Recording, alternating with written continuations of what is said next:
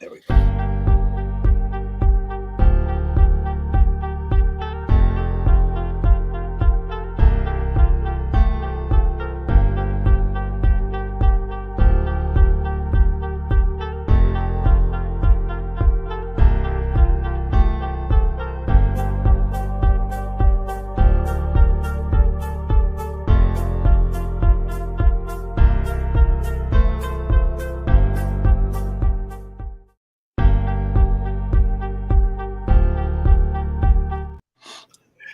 It started going again by itself. It started it? over. Oh, I got it on loop. That's real smart. Oh, Let's count down from 30 and let's do it again. as long as it's prompt, that's all that matters. That's right. You're here. Yeah. But why is it stuck on number 2 on Facebook? There it goes. Oh, is it? Oh, now I'm back to 8, 6, 5, 4, 3. Oh, I don't know. I don't know what's going on. It got all messed up. I think even though I shut it off, there's the closed captioning. Let me go back up here so I know where I'm supposed to be. Okay. All right. So let me Sit around for a minute and wait for some people to come in, populate, as they say. Yes. The chat. I'll give you some population. Scroll a ticker across the banner. All right. So who's got number 1 and who's got etc.? How about just who's got even, who's got odd? Okay. Oh, I should. Here, I'll like toss that. a coin. Hey, this is not hard for me when I say I'll toss a coin. Any place I reach, look, over there, over here. Oh my God.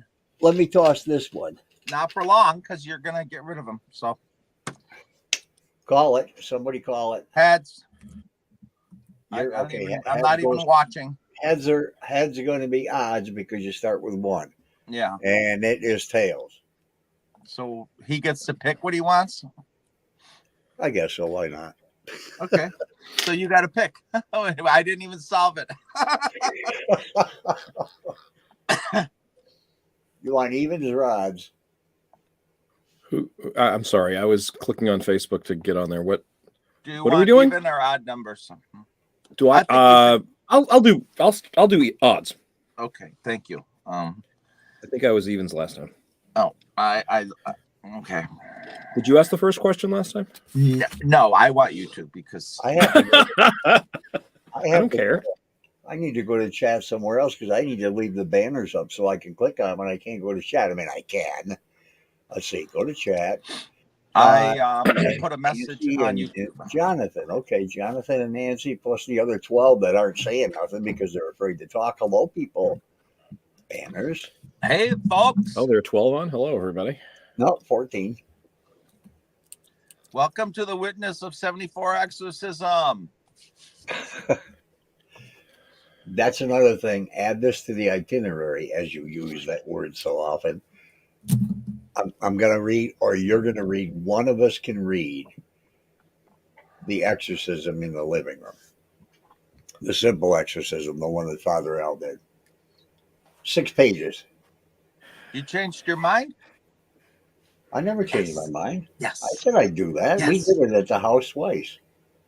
I didn't finish watching the Outcasts video from the Hinsdale House.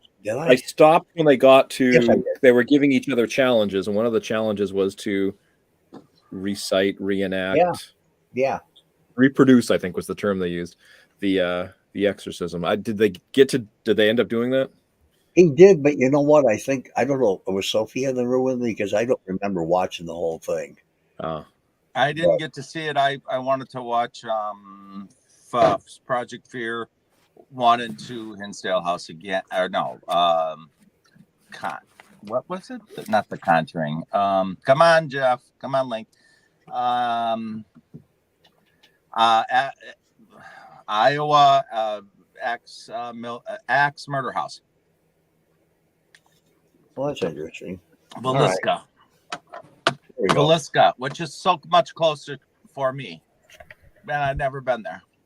Preacher came in at night and don't care about their stories. We're not talking about them. We're doing other stuff. All right. It was a big thing. Anyway, Is yeah. that close, very close to you, or in Wisconsin? It's 4 miles. I mean, 4 hours. Oh, well, yeah, it's a lot better than 13. Yeah. So, All right, Paul, there's your first question. Do you want to start? Or do you want to wait? Go ahead. All right. So, tell us about your first visit to the Dandy House. What brought you there? Not your car, but what was the purpose for your being there? I want to know the year of the car. Yeah, we do. And who was there when you arrived? Who greeted you? How did you interact with the people? Because I don't think you actually knew them. I never met any of them before. I'll even go through the steps if I can remember them closely. Here comes the newspaper boy. I'm taking all the silverware, and I had a lot of silverware at the Fountain Youth. I mean, I had a ton of it. And I'm setting it on the counter in piles because I knew I was going to take it with me. I wasn't going to leave it there, and I wasn't going to sell it. And I thought, well, maybe I will sell it. Yeah. So I did sell it. Rummage sale. But I was putting all the stuff up. The paper boy came, and he walked in 3 steps into the door right up to the bar and handed me the paper, and I set it down, and I said, thanks, and blah, blah, blah. And I looked at it and said Haunted House in Hills of Hinsdale, and I thought that was kind of interesting. Set it down. Who cares? And I'm looking around, and I'm just paying attention to all the stuff that I had planned on doing inside the building. And I was, now I'm getting distraught again thinking about it. But anyhow, hi, Janet and Jason. I read a little bit of the paper, and I talked to Debbie, who worked at Bosie's. I talked to her on the phone. I told her what was going on. She didn't seem upset either that, there was, they said they would not allow me to continue business until this Olean Savings and Loan rewired the building. When they went down into the Fountain of Youth, there were air compressors down there. And Hank Kays, the owner of the Lincoln Diner, who I bought the business from, the Fountain of Youth, he had wired up. He had a couple of wires on one of the compressors, and he was using telephone wire. And the fire marshal said, what in the hell is this? Oh, my God. Not up to code. So they said, that's it until this place is rewired. And it was bad.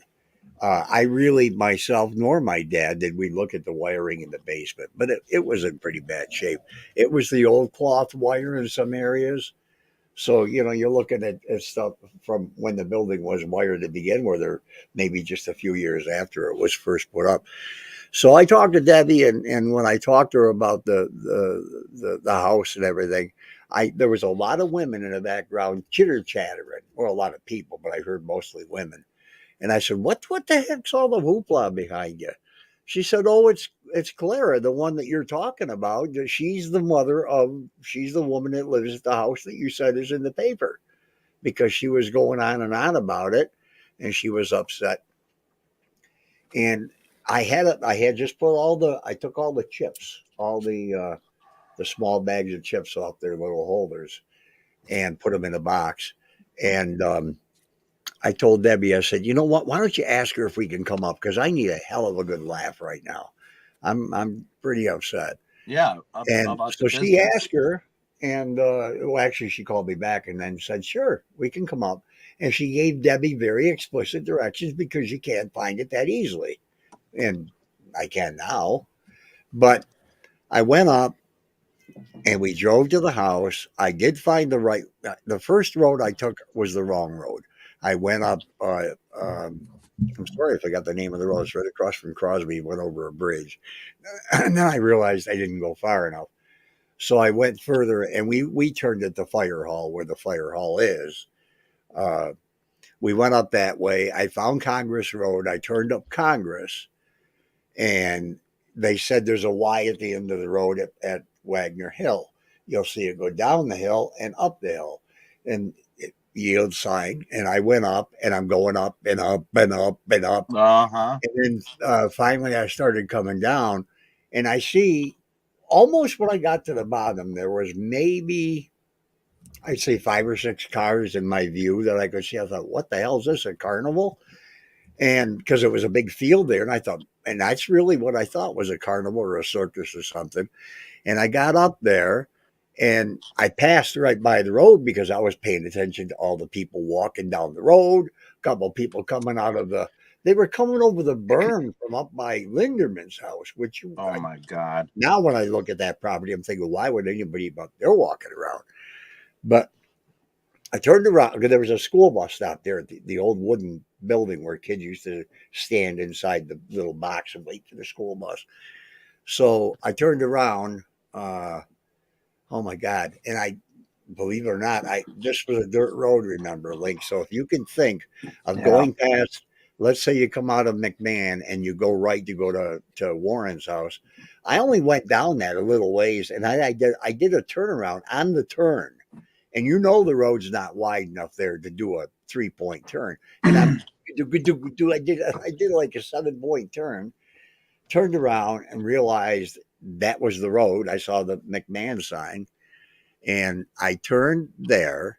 And as I'm going up, right at the beginning of McMahon, there was 2 cars parked right underneath the hanging tree, right underneath it. And then maybe 4 car lengths later, there was another car. 4 or 5 car lengths later, there was like 4 cars in a row. And I thought, what the fuck is going on here? And I keep going. And as I got to the top part of the road where you turn to go down to the house, turn left, yeah. Here's these people walking through the field, walking toward the house or toward the road. And Debbie's saying, what the hell are all these people doing up here? I drive down slowly because there was a couple little kids too, like maybe 5 or 6 on the road. And when I got down almost to the driveway and I started to turn, here comes a guy who was right alongside the pine tree, which was a bit shorter then, not a whole lot shorter, but a bit shorter. And he almost brought it up the way you did in the reenactment thing, but he brings up a gun and points it right at me. Now, he wasn't pointing through the windshield at first. He was pointing through my side window. Here comes Tina.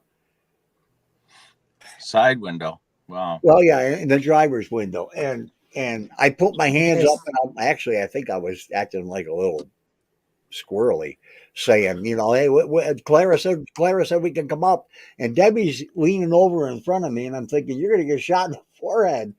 But she's yelling to him, saying, Clara said we could come up. I work with Clara, and we came up to see her. And he just dropped the gun. And Gordon was a nice guy, but he not a lot there. Yeah, the second you say Clara, he's probably going to back down. Yeah, he did. He did.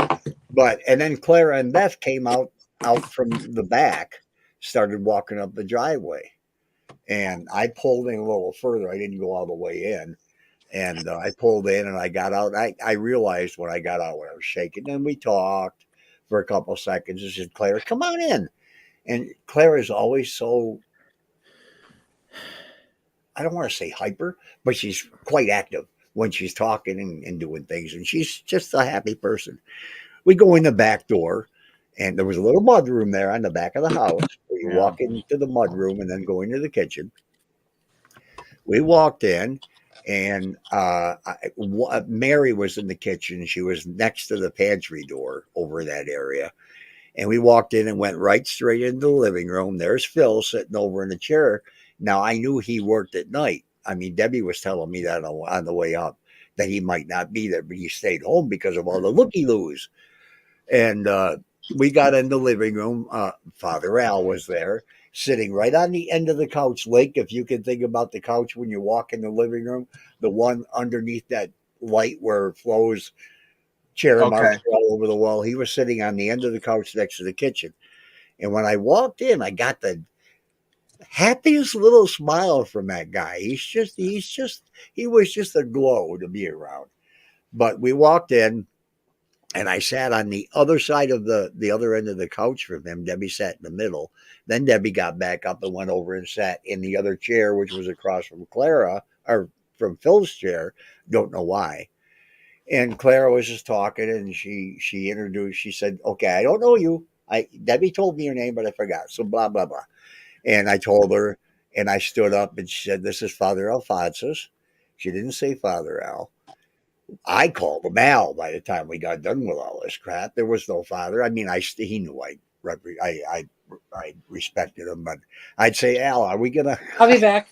It's his name. Okay. So we talked about this and about that, and Clara was talking about, and I did not ask any questions at first. And Father Al, there was one thing that Clara talked about. Oh, that's when Beth came into the living room, and when she came in, she had her head like this, and she was looking over at me, kind of shy, and gave me a smile, and she freaked me out because she looked like. Uh-huh. I can picture that. That's almost scary. Well, she looked at me like, I don't want to talk to you, or something like that. Like she was afraid of me, and she just giving me that eye.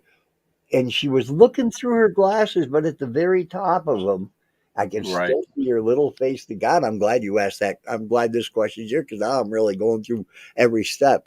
But and she said hi to Father, and she just stood there for a minute. She must have been upstairs because I know she wasn't in the kitchen area or Mike's room. So Clara was talking to Phil. Clara was talking to Father Al about the front of the car making some weird noise. Oh, you better take it to a garage and have them look. He's so quiet spoken. And then here in comes Phil. I don't know where he was. Maybe he was. Who knows where he might have been in the basement. Right. But he came in, and Clara introduced me to him, and he was, I don't know how to put it.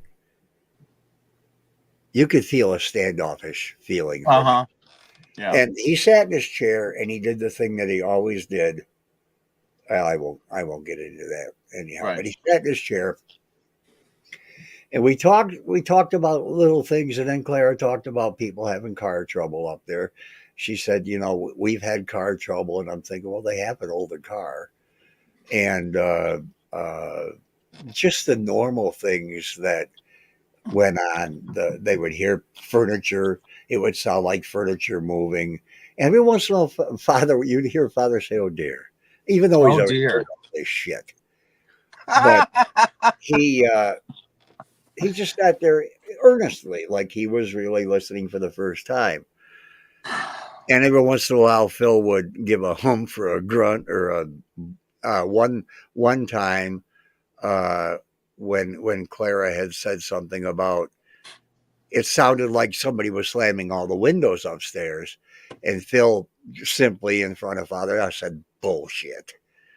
And Clara said, well, you can believe what you want, Phil, but that's what I heard. I heard windows slamming. Did you? Huh? Did you? No, this is when they were living there. This is before I came. Oh, I thought this was happening when you were sitting there. And okay, so it wasn't 2 or 3 minutes, it was just small talk and things like that. And Clara mentioning that Father was a professor of theology. And Phil said, you want to go for a walk? He looked at me. He said, I'll show you around. And I said, okay, sure. And we got up and still daylight, right? Huh? This was still daylight. Or was it dusk? It was getting dusky. It was probably almost 8 by the time we were done talking. And I'd say 8:10 or so. And we went and looked at Mike's room. Mike wasn't in his room. Mike, no. But anyhow, Mike, we looked at Mike's room, and then he said, and you see the kitchen. He said, let's go upstairs. And that's the first time I saw the upstairs. I said, how the hell do you walk up across from that room to this room to that room without falling down the stairs? He said, well, you just got to be careful, a little common sense. I thought, boy, this guy's a prick. And then I mentioned how small the rooms were. There's no closets in them. He said, well, back in the day, they didn't put closets in every room. And as I was walking down the stairs, I said, what's that? And it was white wood at that time, not stupid looking plexiglass. And he said, that's just a crawl space. And he said, crawl space. Yes. We have a bunch of junk in there. There's nothing to it. And when we got downstairs, he stopped for a minute, and then he said, "Well, shit, I need a flashlight." And he went back upstairs. He said, "Just hang on a minute." He went upstairs, came down with a little tube D-cell battery flashlight, and the girls were doing dishes, and I looked into the bathroom area, and Laura coughed, or she almost like a giggle cough or something, and I looked over at her, and she said, "You know they're here too, don't you?" Oh my God! I didn't know what the hell it didn't put two and two. It didn't put. God damn, I can still hear her saying that by repeating it, but it didn't add up what she was asking me. I don't think it did add up till later that night. But now Laura at the time would have been 12 in 74 or 73. Oh Lord. Mary was 10, Laura was 12. So let's go on. I'll take you out and show you the pond. And I'm thinking, oh, that's cool. As we're walking to the pond, and just before we got to the pond, you said, "You feel that cold spot?" Clara says, "That's a ghost." And I'm thinking, yeah, it's a cold spot. There's water. We're out in the country. It's already getting a little bit misty and foggy, which it was foggy. It's always foggy up there. And we're walking around, and Claire had already mentioned about the woman who spun around the pond. And we're getting maybe 20 or 30 feet into it. And he was that's when he started talking about the woman that the girls have seen. And, this is just a bunch of bullshit. And so I grabbed his shirt. And he kind of looked over his shoulder at me like, "What are you doing?" But I didn't let go. Yeah, because you're like 18 or 20. Huh? Because you're like 18 or 20. I was 21. 21. It's pitch black, and the only light source is a really tiny, mediocre flashlight. Yeah, and that flashlight, I think the batteries are at least half dead because it was only shining up right on the ground in front of them. Right. And it wasn't dark. Yeah, it wasn't dark anyhow. I mean, there was still light in the horizon. It was good enough to see everything around you. Okay. And I said, "Well, it's really nice out here. You got it. It's really a nice country place." He said, "Yeah, if you like it." He said, "I'd rather be back in the city sometimes. I wanted to get out of the city. Now that I'm out here, I kind of want to go back to the city." He said, "There ain't shit here. You can't go anywhere and you go up to Crosby and buy a couple things up there, but you got to go into Olean to go to a store," which was true. At a point, yeah. But we got out to the corner of the pond at the back. You couldn't go any further, totally overgrown. There was no walk around the pond. Walk around. Yeah. So as we're coming back, I said, "So where in this area did you see the woman spinning around like Clara said?" He flipped around, and I thought he was going to hit me because he had the flashlight. He had the flashlight in his hand, and when he flipped, my hand came off his shirt. Right. And he put the light right up to my face. I thought he was going to hit me with it. And even though it was dim, it was bright enough to bother my eyes. "I didn't ask to see the dizzy bitch," is what he said. So I said, "I'm sorry. I just asked." Making small talk. Yeah. So he just turned around, grabbed the shirt again, like I'm playing train. We walk out, and I thought, just before we got to the back door to the mudroom, I thought we were going to go inside, and I'm thinking, okay, thank God this guy's a whack job. Yeah. He kept on walking to go around down the driveway. So he said, "I want to check on Gordon," and there was still people coming. And then a state trooper came later on. I'll just throw that in there, and parked at the end of the road, at the beginning of the road, and stayed there. And he even told them, "They come on your property, you know what you can do." That's what the trooper told Gordon. That's what Gordon told Claire. The trooper told him.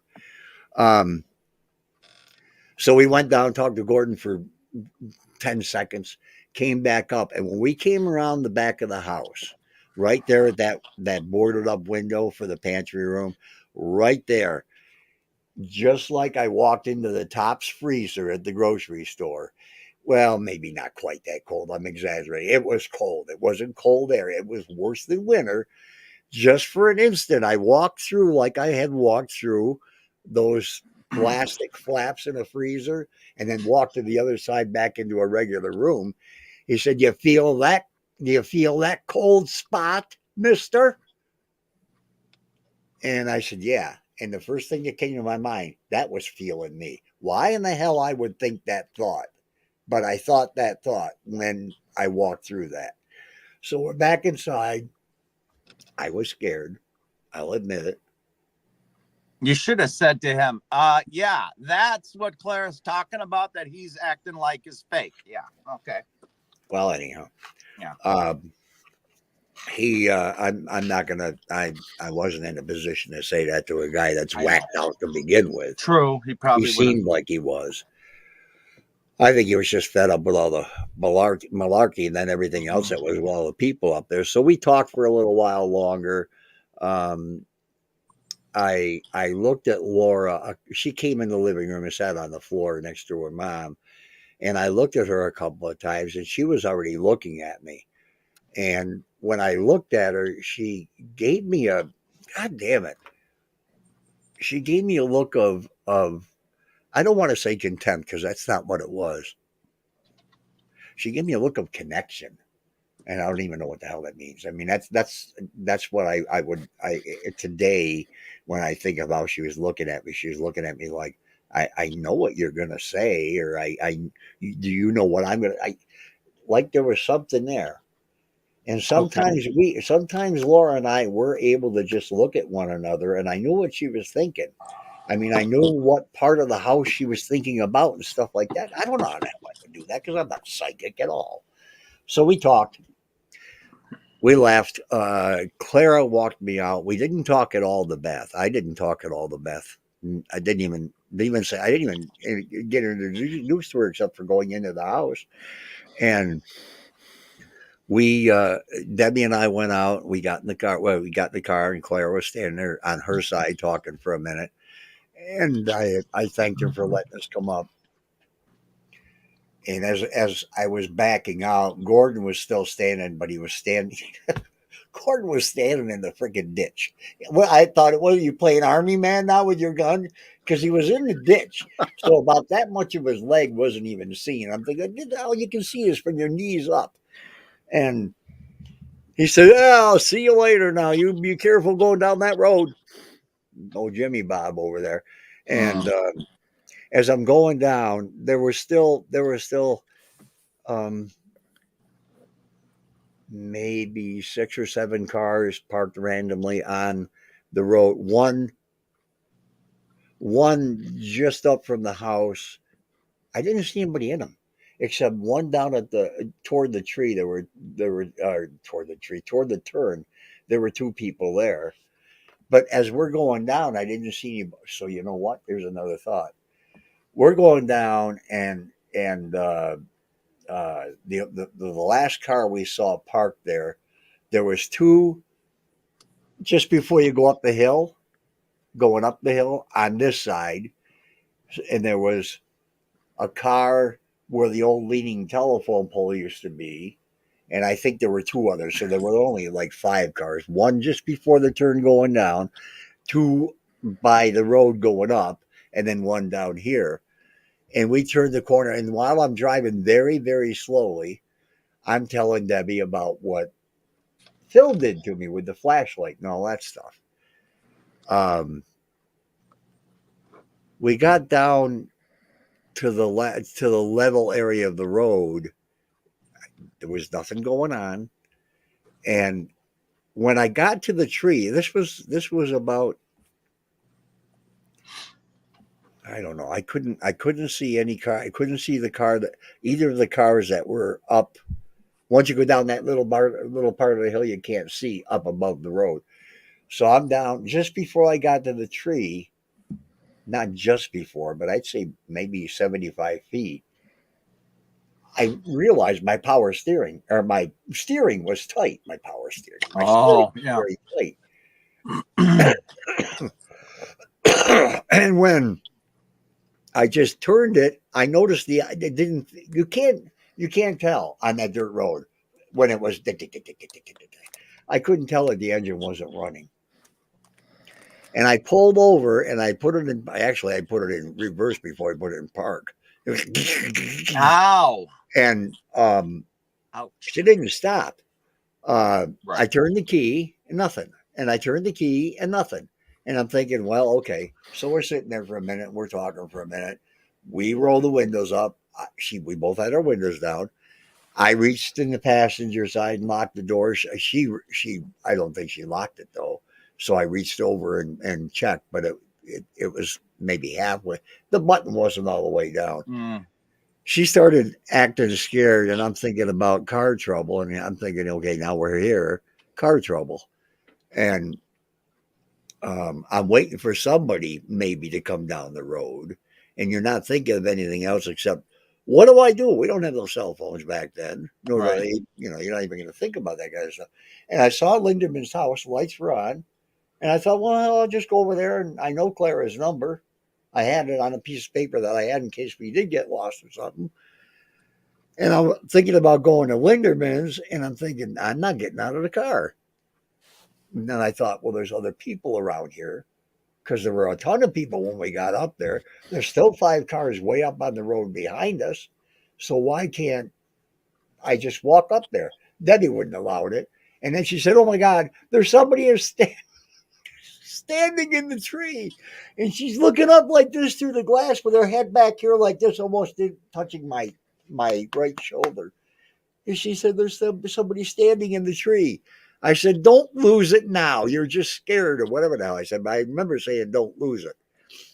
And that's when, as I leaned over, I said, you're okay. Stop. There's nobody in the tree. I'm looking up there and I can't see shit anyhow. Right. And you could see the sky. You could see the sky. I don't know if we had a moon that night or not.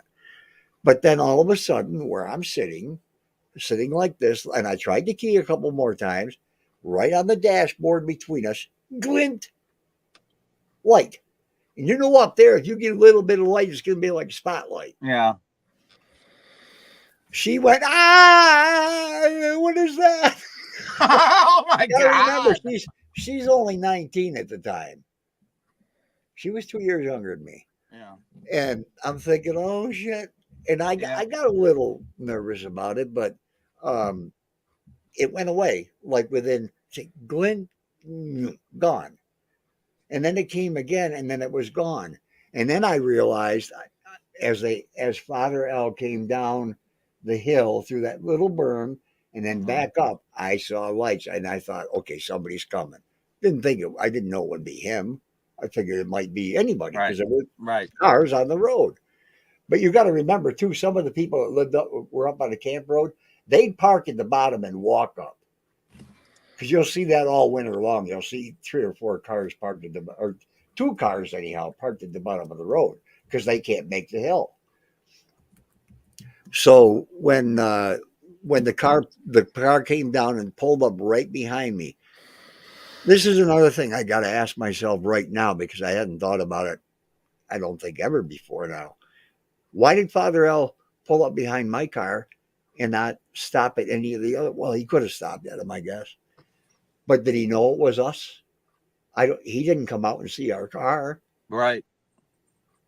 But he pulled up like he knew who we were. He wasn't psychic, so let's not do that.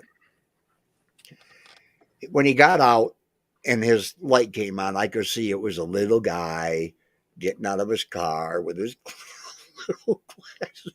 He wasn't very tall. And when he was getting out, I realized who it was, and I got out and I got out of the car. I turned toward him and I walked and I grabbed him. I grabbed him. Oh, what happened? What happened? What's wrong? Car trouble? Are you having car trouble? I said, I don't know, Father. I said, it just stopped. It just died. It didn't. I don't even get a click like you do with a dead battery. And I got back in the car. The door stayed open, and he's standing there. And I turned the key, and boom, started. What the fuck? So what did I say to myself in my head after I got home? Yeah.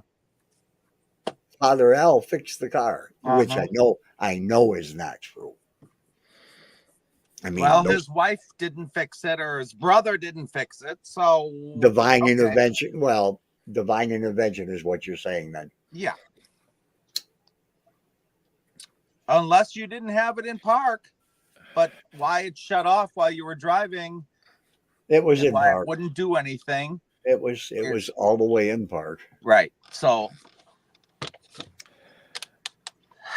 because I didn't touch the shifter after I got in. I just turned the key. Actually, I sat with one leg outside and turned the key. I wasn't sitting in the car like I'm going to start up and go now. Well, but yeah, that's what I thought, that Father Al somehow was able to generate happy times, because he was a happy little shit. He really was happy all the time. Until the day we sat on the bench outside the rectory after I came back in 99. He was beat. And to this day, I think I'm sorry I ever asked him, why didn't you come back? Because maybe he had his way of resigning himself, that he lost against something that was bad. Because he didn't look at me. I remember saying that to him, and we're both facing, across to the parking area, sitting on a bench, just chit-chatting. And I didn't look at him. I didn't look over at him when I said it. I said, Father, why didn't you come back? All those years later, and he knew exactly what you were talking about. Well, why wouldn't he? What else is he going to think about? Why didn't he come back to the barbecue?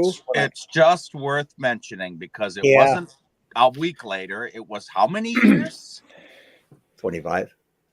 Do you think that maybe I don't know if Franciscans have a prior, but do you think one of his superiors said, this is enough public relations of a disaster. We don't want this notoriety. Stop. You're not to go back there. He has to be obedient. He takes a vow of obedience.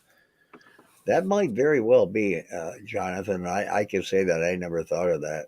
Especially if he was doing this without approval of, today you need a bishop's approval in the Catholic Church to do that. If he was going rogue, He did basically go rogue. He did what he did to help the family.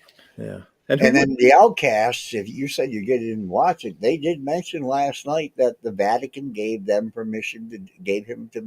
No, they didn't. The Vatican knew nothing of this. Yeah. The Vatican did not know that Father Al was there. Right. But I don't think it was a full blown exorcism. Besides, that's on a person. It wasn't an exorcism. It was a simple exorcism. It was the Michael Archangel prayer, basically. Right, which is like a house blessing. Still a six-page prayer. It's long and involved, but it's just, again, here we go again. And I like these guys. I like the Outcasts. I like their demeanor. I like their personalities. I like who they are, and the fact that they apologize for not knowing everything. Right. Yeah, they do seem genuine. I agree. Oh yeah. Oh, absolutely. I'd love to be up there when they're there. I thought it was interesting that I never picked up on that even your first time there, Phil had such discontent towards that house and living there. And why would you want to live there? There's nothing nearby. So I wonder if that's the case, did Clara kind of push him to buy the house, or was he excited about buying the house? And then they were both happy to get out of the city. And, and I mean, they used to go down here to I only want to say Black Creek. Where are you, Paul Wooch? He's here somewhere. Used to rent. And she loved it. And everybody liked it, except Mike didn't really like being out in the middle of freaking nowhere. Mary was kind of in between. Laura loved it. Beth liked the house, but she was, also at the age now where, what am I going to do up here, Mom? But Clara absolutely loved it. She loves the country. And and I think she did do more pushing. But they'd already been there, 3 years. But they all agreed to go before they actually decided in her book somewhere that they all Yeah, said of they'd course give they it a agreed shot. to. Yeah. I mean, kids are going to agree to anything until 2 weeks later when they realize, oh shit, that I make a mistake. Well, They you don't got want to nothing to do disagree. except jump off the roof in the wintertime. You don't want to disagree and stay in the street. So Sorry, guys. I guess what I'm getting at is, was Phil's discontent about the paranormal that he experienced but maybe didn't want to admit, if none of that had happened, if it had just been a quiet country house, would he have been okay with it? I probably. I know we can't answer that question, but but I say probably, but that's still a long drive to drive every day. I mean, a lot of people did. There were a lot of people lived in Olean that drove to Buffalo to go to work. Even though we had Dresser around here, they had 3 plants at the time in Olean. It was a big company. There was 20,000 people living in Olean at the time. 24. Now there's 13.8 or something. Yeah. Hi, Tina. All right. Number 2. Can we go on to number 2? Yeah, because I'm going to be out of voice by the time we get to 4. Right. We're at 45 minutes. I got to get to number 2. Mr. Paulie, can you give us a general timeline of who lived at the Dandy House since 1900 without telling us how many kids they had and where they were buried?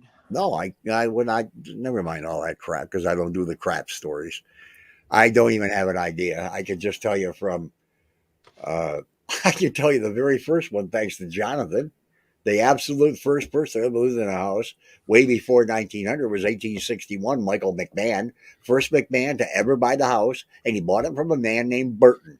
Let's all get that story straight. We've got the tax records and everything else, so somebody can't come in and say, well, I think Jonathan Edwards lived there for a while. No, he didn't. And only one family had it before the Burtons. And that was the Everetts. Yep. Right. So it's Everett's, Burton, then McMahon, and McMahon. Right. For a very long time. Until till 1950 for absolutely sure. Yep. Okay. Absolutely sure. The McMahons owned that from 1861 to 1950. I don't see any gaps anywhere in the records and anything. So I wish you would have asked who I know who lived there until 1990. Oh. And then so Charlie Halliday and family lived there, according to his sister Patricia, because Charlie was pretty young, from 1960 to 1965. So we have a 10-year gap to figure out, 1950 to 1960. Who was there? Okay. That is what I'm going to work on with KG, if he will please call me back. And then we have another 5-year gap, 65 to 70. Because according to Charlie, he thought the Dandy family moved in just after they left, because his dad was offered to buy the house and his father wasn't in any financial state to do that. So, and I doubt the house was ever empty for 5 years. There were too many people who went deer hunting from Buffalo that would have rented that place. Yeah, I wonder if the story, or how the story would have been told, or how things would have unfolded if Charlie's parents did have the financial means to buy the house, and if they lived there in the 70s when would these events have happened? Would they have happened a different way? Yeah. Again, that's rhetorical. We don't know, but well, the thing is, if they had lived there all that time, there was 14 kids. They would have had to stick in that house somewhere. They would have added on. The Reeses bought the house in around 69. According to the deed, they were deeded the house by, son of a pup. I should have had that paperwork up. Weren't they, Tina? Wasn't the house deeded to them, Jonathan too, by McMahon? Yes. So there's your answer. Elizabeth, not Florence. Florence was Dennis's wife. Dennis died. Dennis, am I right? Died 1950. 1950, yeah. And then Flo took the house. Yeah, she would have presumably lived there, or well, she either lived in the house. She would have been, let's see, 50. She would have been about in her 70s. But Elizabeth and who else took the deed and gave it to Reese? Elizabeth and another female McMahon. Did you mention a Margaret? Did you mention a Margaret or a Gertrude last night? That I don't know. Margaret, thank you. Elizabeth and Margaret deeded the house to Donna Reese in 1969. So you can almost say the McMahon family lived in that house from 1861 to 1969. That's a good long run. There's nobody else on the tax records, guys. There's nobody else around. Now we could assume too that some of the McMahons, sometime in that spell of time, may have rented the house and didn't actually live there. But what I understand, it seems like they did live there. I know in 1916, by a map, Dennis McMahon owned the home then. 68? No, 1916. I know Dennis McMahon owned the house then. I have a map at the school I can bring to you, Paul, that I printed off.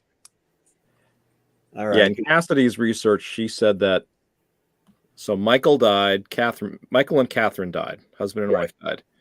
And hey, balloons. And the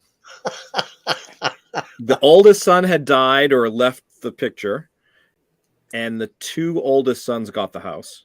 Right. I know Dennis McMahon is on the map. Yeah, and then according to Cassidy, in 1912, John McMahon sold his rights to the house to Dennis. So Dennis would have been the legal owner of the house in 1912 onward. And it might be the other map that I have for 1912 might have Dennis on it too, but I'm not sure. I didn't look that closely. I just found it when I was researching it. But those tax records really, really came in handy to find out exactly when Michael came in, and because somebody, oh my God, over the years, the McMahons didn't actually buy the house till 1874. I think the earliest time I heard was 74, but no, they owned it in 61, 1861 from Burton. Burton sold it to him. Burton went to Iowa. And then was in prison, died in prison. Then Burton that died in prison? Oh, his son. Yeah, his son. I guess the father, Burton, Alfred Burton, and Charles Burton had rights to the property. They both sold it to Margaret McMahon and Michael McMahon. Margaret was his mother, so maybe they must have both gone in together. They both came over from Ireland and bought the property. Yeah, Charles is the one who in 61 joined the Army, New York Volunteers, and died in Andersonville prison. Okay, so from what I'm going to work on this week for sure, without a doubt, is 1950 to 1969. That would be. And I'm going to talk to KG Reese to make. And I know they have records; they've got the records. But this is what I can't understand. There's a goofy lapse here because we've got Charlie there till 65. So maybe I'll ask KG what he's got, and then I'm going to find out from 65. To when the Dandies moved in, who was there? Because Fink lived there, the truck driver, the school teacher lived there after, but I need to get those dates. Yeah. Because Flo and Joe moved in 1986. So it had to have been between 75 when they moved out in 86. Yeah. Right. So 11 years there, the house was rented out. People left right away. And then we got Robeson. Her last name is Robeson. She lived there. She said the house made her husband commit suicide, and I want her to tell me how. Yikes. And she's been in the chat. If you're listening right now, jump in here. Because I want to get this entire history of the house, at least, with occupants, so we can figure out all the other hoopla that went on while they were supposedly there. Yeah. Are you ready for question 3, or do you want to still address some of the questions, which are there's a lot of detailed questions that. Yeah, we don't have to go through all these questions. We can just do as many as we. Yeah, I don't think we'll make 15. It's already been what, 49 minutes. Well, Paul, we know that you and Tim had a lot of paranormal experiences when you were at the Dandy House. What was your very first paranormal experience with Tim? What was the first thing you saw, experienced, heard, felt? I just thought. I want to know what you guys were wearing when you decided to go and where you were I at. don't. God damn. Remember, I had jeans on. I know that. Jesus. Well, you know where you were when you first talked to him about it.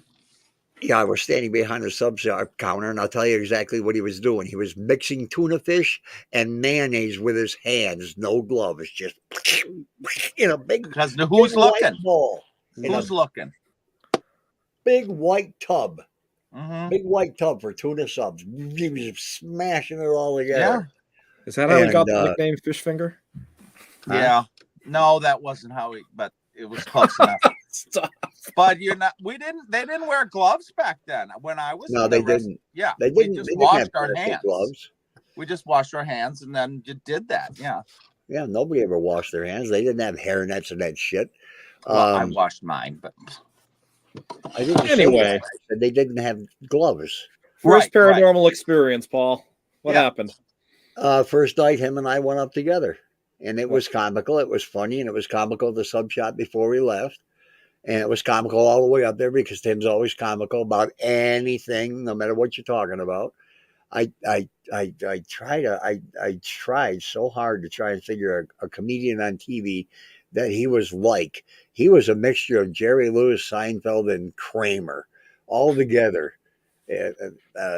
He was just a class ass. We were going up and he's saying, so did you see the kids yet? Did you see the girls that live there? He wanted to know if there were any girls that lived there. He was girl hungry. He was always happy about girls.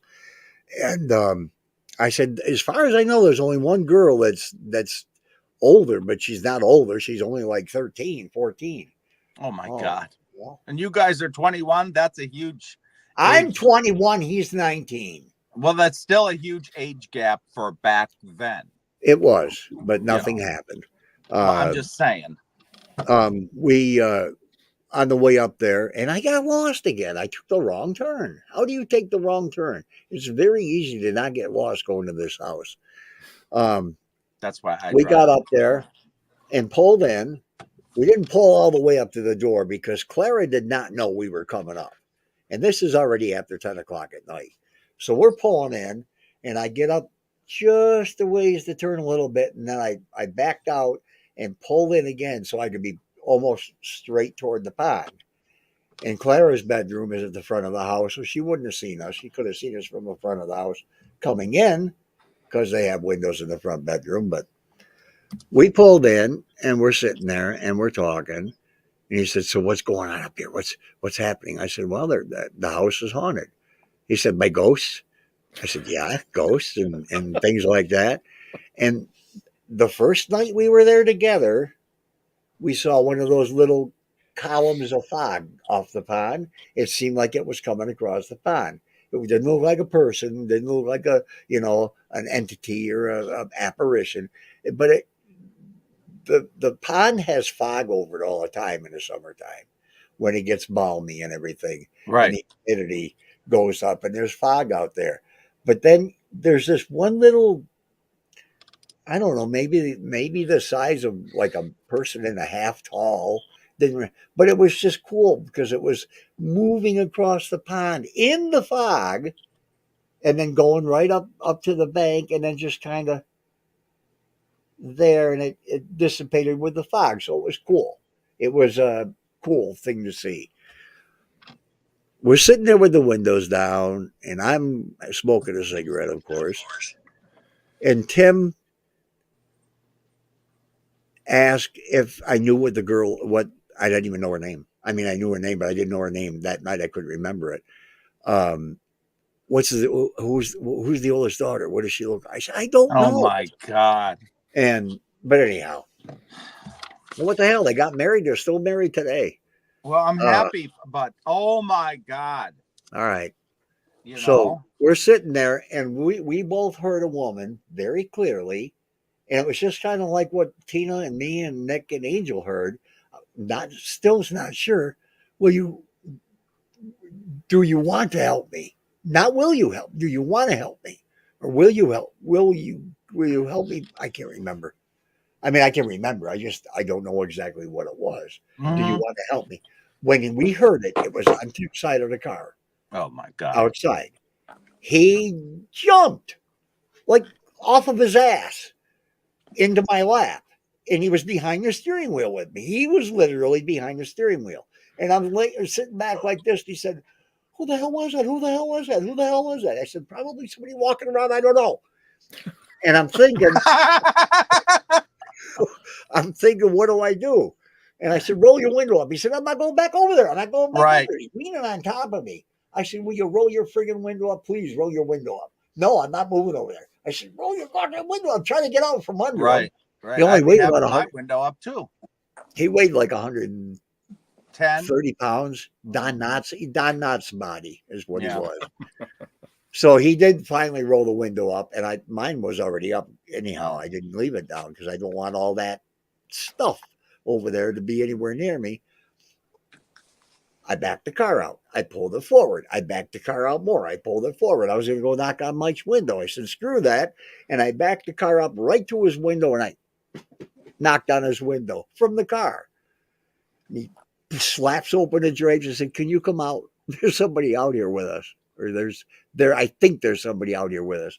He just saunters out the back door, gets in the back seat, grabs a thing of pop, and we started talking. So that was our first paranormal experience. But was it paranormal, or was it one of the looky-loos walking around? And maybe she needed help with her car that broke down like everybody else's did. I don't know. Oh my God. And she ran away because Tim screamed. And oh, he did scream. Oh my God. When Clara first found out we'd been coming up there night after night after night, she was mad. She was mad that we didn't tell her too. Right. She wouldn't have been mad if she knew we were there, because we were basically keeping the people away. And there was a few people we told to get out. You can't be here. Gordon couldn't stay there. He lived in Buffalo. He couldn't, hang out at the house. Paul, I want to talk about some boy. Huh? I want to talk about some boy. In the Dandy time, folks mentioned seeing all the time some ghost boy on the property and along the roads that are adjacent to the property. Did you ever see that apparition? Once. If I can really say that's what we saw. Tina was driving the van. I'll go all the way back to who this ghost boy is. Alfred Warren Emerson. Many different stories about this boy, or a boy. Whether it's Alfred or not is another story. Alfred, another Alfred Cowell, an older gentleman, hit a boy on the road when it was dirt. He was on Wagner Hill Road. Hit a boy with his car, and it freaked him out. He didn't know what the hell happened. The road, like I say, was dirt, but he kept jockeying his car back and forth with his headlights, trying to find the body, as it were. No body. So he drove home, and he reported it, which probably was a nice thing to do. Most people wouldn't. If they didn't see a body, they'd just say, screw this, and leave. So he reported it. The state police came up. Sheriff's deputies came up. They set up an ambulance, and they searched right up through the daytime. Didn't find nothing. That's the other article I have to find, because this article was in the newspaper. And the state police said it was probably somebody who was in the area that shouldn't have been in the area and ran away after getting hit. Yeah, okay. That was in the paper. I'll get that in black and white for you. I might be able to research it right now and find it. I keep saying I'm going to research it, and I don't do it because it's not on my things to do. So what are you showing that for? That was in the pond. Oh, the pond? Yes, that was in the pond. See, that's kind of like what we saw. a ghostly. I don't want to say ghostly. I don't like that word. Just a column of fog. But Alfred swore he hit the little boy. The boy, he wasn't little boy, and he never late at night. Yeah. Yeah, he never went home that way again. He worked second shift. He worked till what, 11:30 or 11 or midnight, whatever it was. Yeah. And he never went that way. He went the opposite way. There's two ways to come into Port or into Hinsdale. You know them both, Link. Tina knows them both. So he took the other way and never went that way again. We were going down Wagner Hill to Emerson Road one night. Me, Nick, Angel, Tina was driving. Who the hell? There was one other. Jared. Jared, yeah. I couldn't think of Jared. We were going down the road. And I'll say it. I don't know why this is important to bring up, but Tina hit a big pothole on the road. And when she did, she wasn't watching ahead. But right when she hit it, her headlights all of a sudden were trained on a half of a person walking into the woods. And they weren't obstructed by grass or trees or a wall or a building or a car. There was a half of a person going into the woods. The upper half going into the woods. The legs. Where the hell are his legs? We drove that road many times afterwards just to see if we could see anything. Yeah, see if we could see him again. Angel went into hysterics. I caught a glimpse of him, but I guess she was staring at him. She must have saw him longer than I did because I only saw him for maybe like second and a half, 2 seconds, maybe 2 seconds. I didn't see him. She didn't see him at all, and she's up front. And whether Jared we saw him or not. Seen him. Huh? Jared and Nick both seen him. Yeah. And it's funny, too, because they all said it at the same time. So they weren't making something up where somebody else could follow the makeup shit. Like nobody said, "Did you see that?" No, all of them said, "There's a boy." Yeah. All together. Except Angel. What the hell? She just started screaming and crying, and it was. Yeah. Well, yeah, if you see somebody waist up and nothing else, I suppose it would be a tad shocking to anybody. Now, this picture that I've been showing you, my son wanted to jump in the pond when it was like 45, 50 degrees out. It was our first time ever there. And he made the comment, "Mom, I want to get in the pond. Can I get in the pond?" I'm like, "No, Nick, it's drizzling outside. It's very cold." He's like, "Come on, just let me go." And I said, "You know what? Turn around. Let me take a picture." And that was standing right behind him. It's weird. He had some other ones too. I think I lost all my down. No, I didn't. And it was dark out. I don't know if I'd want to go in the pond in the dark unless. Well, it was like dusk time. Okay. But that was taken on one of those cameras that you actually had to use the film and you had to take to the store and develop. So most of your pictures were film cameras, 35 millimeters. Yeah. But you should see the one I have, but I don't even know where it is anymore. There was these green lines running through my son. Alfred. Literally. And then her. I'm trying to keep track of where I'm at. Alfred, and you didn't see him, but we saw him that night in the car. The crazy guy here. And now he looks. He thinks he may have seen him during the broad daylight. Because it didn't make sense who this person was or what they were just suddenly there. When they weren't there, and then they suddenly were there. You can't suddenly be somewhere in the country. Well, Joe used to comment about the boy by the pond that come to visit his grandson. Yeah. Maybe that's who he was talking about, because Joe always did talk about that. But and then when I had my book signing in 2009, that ambulance attendant that went to the call for the boy being hit by a car was at my book signing, because she said, "I'm really glad that you brought that up because that man was shaken up." So, hearing that from somebody from an ambulance, we decided, what the hell, let's find him. So we found Alfred Collin and we interviewed him. I recorded it, but I'll be going to hell if I know where that recording is, just like everything else involved with this house. It's on a digital. I do know where it is. That's the digital recorder that I inadvertently left at the house and somebody else found it. Oh my God. Okay, that's next week's episode. Yes. So. What is that? What's that? You're at the recording. You said you have the recording. We'll make that next week's episode. All right, Paul. Father Al, one of the first conversations that you and he had, kind of a one-to-one, he said something along the lines of, some people can attract the paranormal and you can bring something home with you. How did that hit you? Did you believe it? Did you understand what he was talking about? Not really, and I still didn't really believe it either until, the guitar strumming the one night when we were home. That didn't make any sense. I really thought Debbie threw something over there and messed with me, but she wouldn't do that because she didn't like the house, and she'd only been there 3 times in all the time we were together. 3 times. And she fought me about bringing Joe up to the house when he's newborn, a couple months old. We're up at the house, and she said, "This is wrong. This is wrong." My mother went nuts on me, and my mother never in her life, in all the time I was alive, did she raise her voice, but she did that day.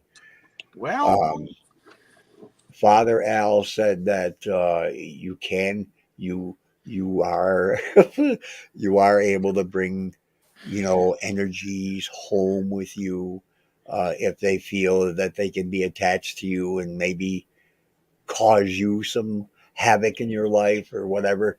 And I don't really think I believed what he was talking about back then. Yeah. I know he does now. We've had plenty of things happen, especially at her house afterwards.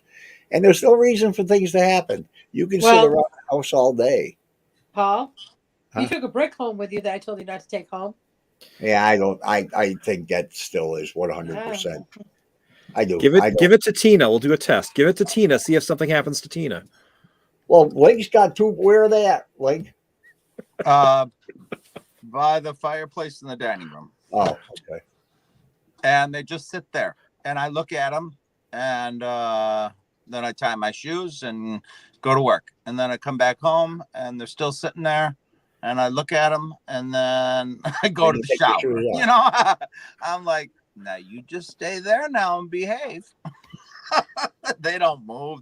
It's just I've been on computers since 1984, and I know what can cause what usually when there's a breakdown of hard drives or audio or drivers for certain programs or a certain hardware that you have and everything else. But we found where I took Blake to show him where we finally found that basement cellar hole, whatever it is, shaped like a diamond. Yeah. A star. I took a brick. I was going to bring home the potbelly stove door from it, but I thought, what the hell am I going to do with it? So I took a brick. Far away from the house at the beginning of McMahon, and then you go all the way to the house at the end of McMahon. But I took a brick from there and took it home, and I set it right on my damn desk next to my computer. And I was writing the book at that time, too. I turned the computer on. Nothing would open. The computer came on fine. Windows started up, but nothing executable would execute on my computer.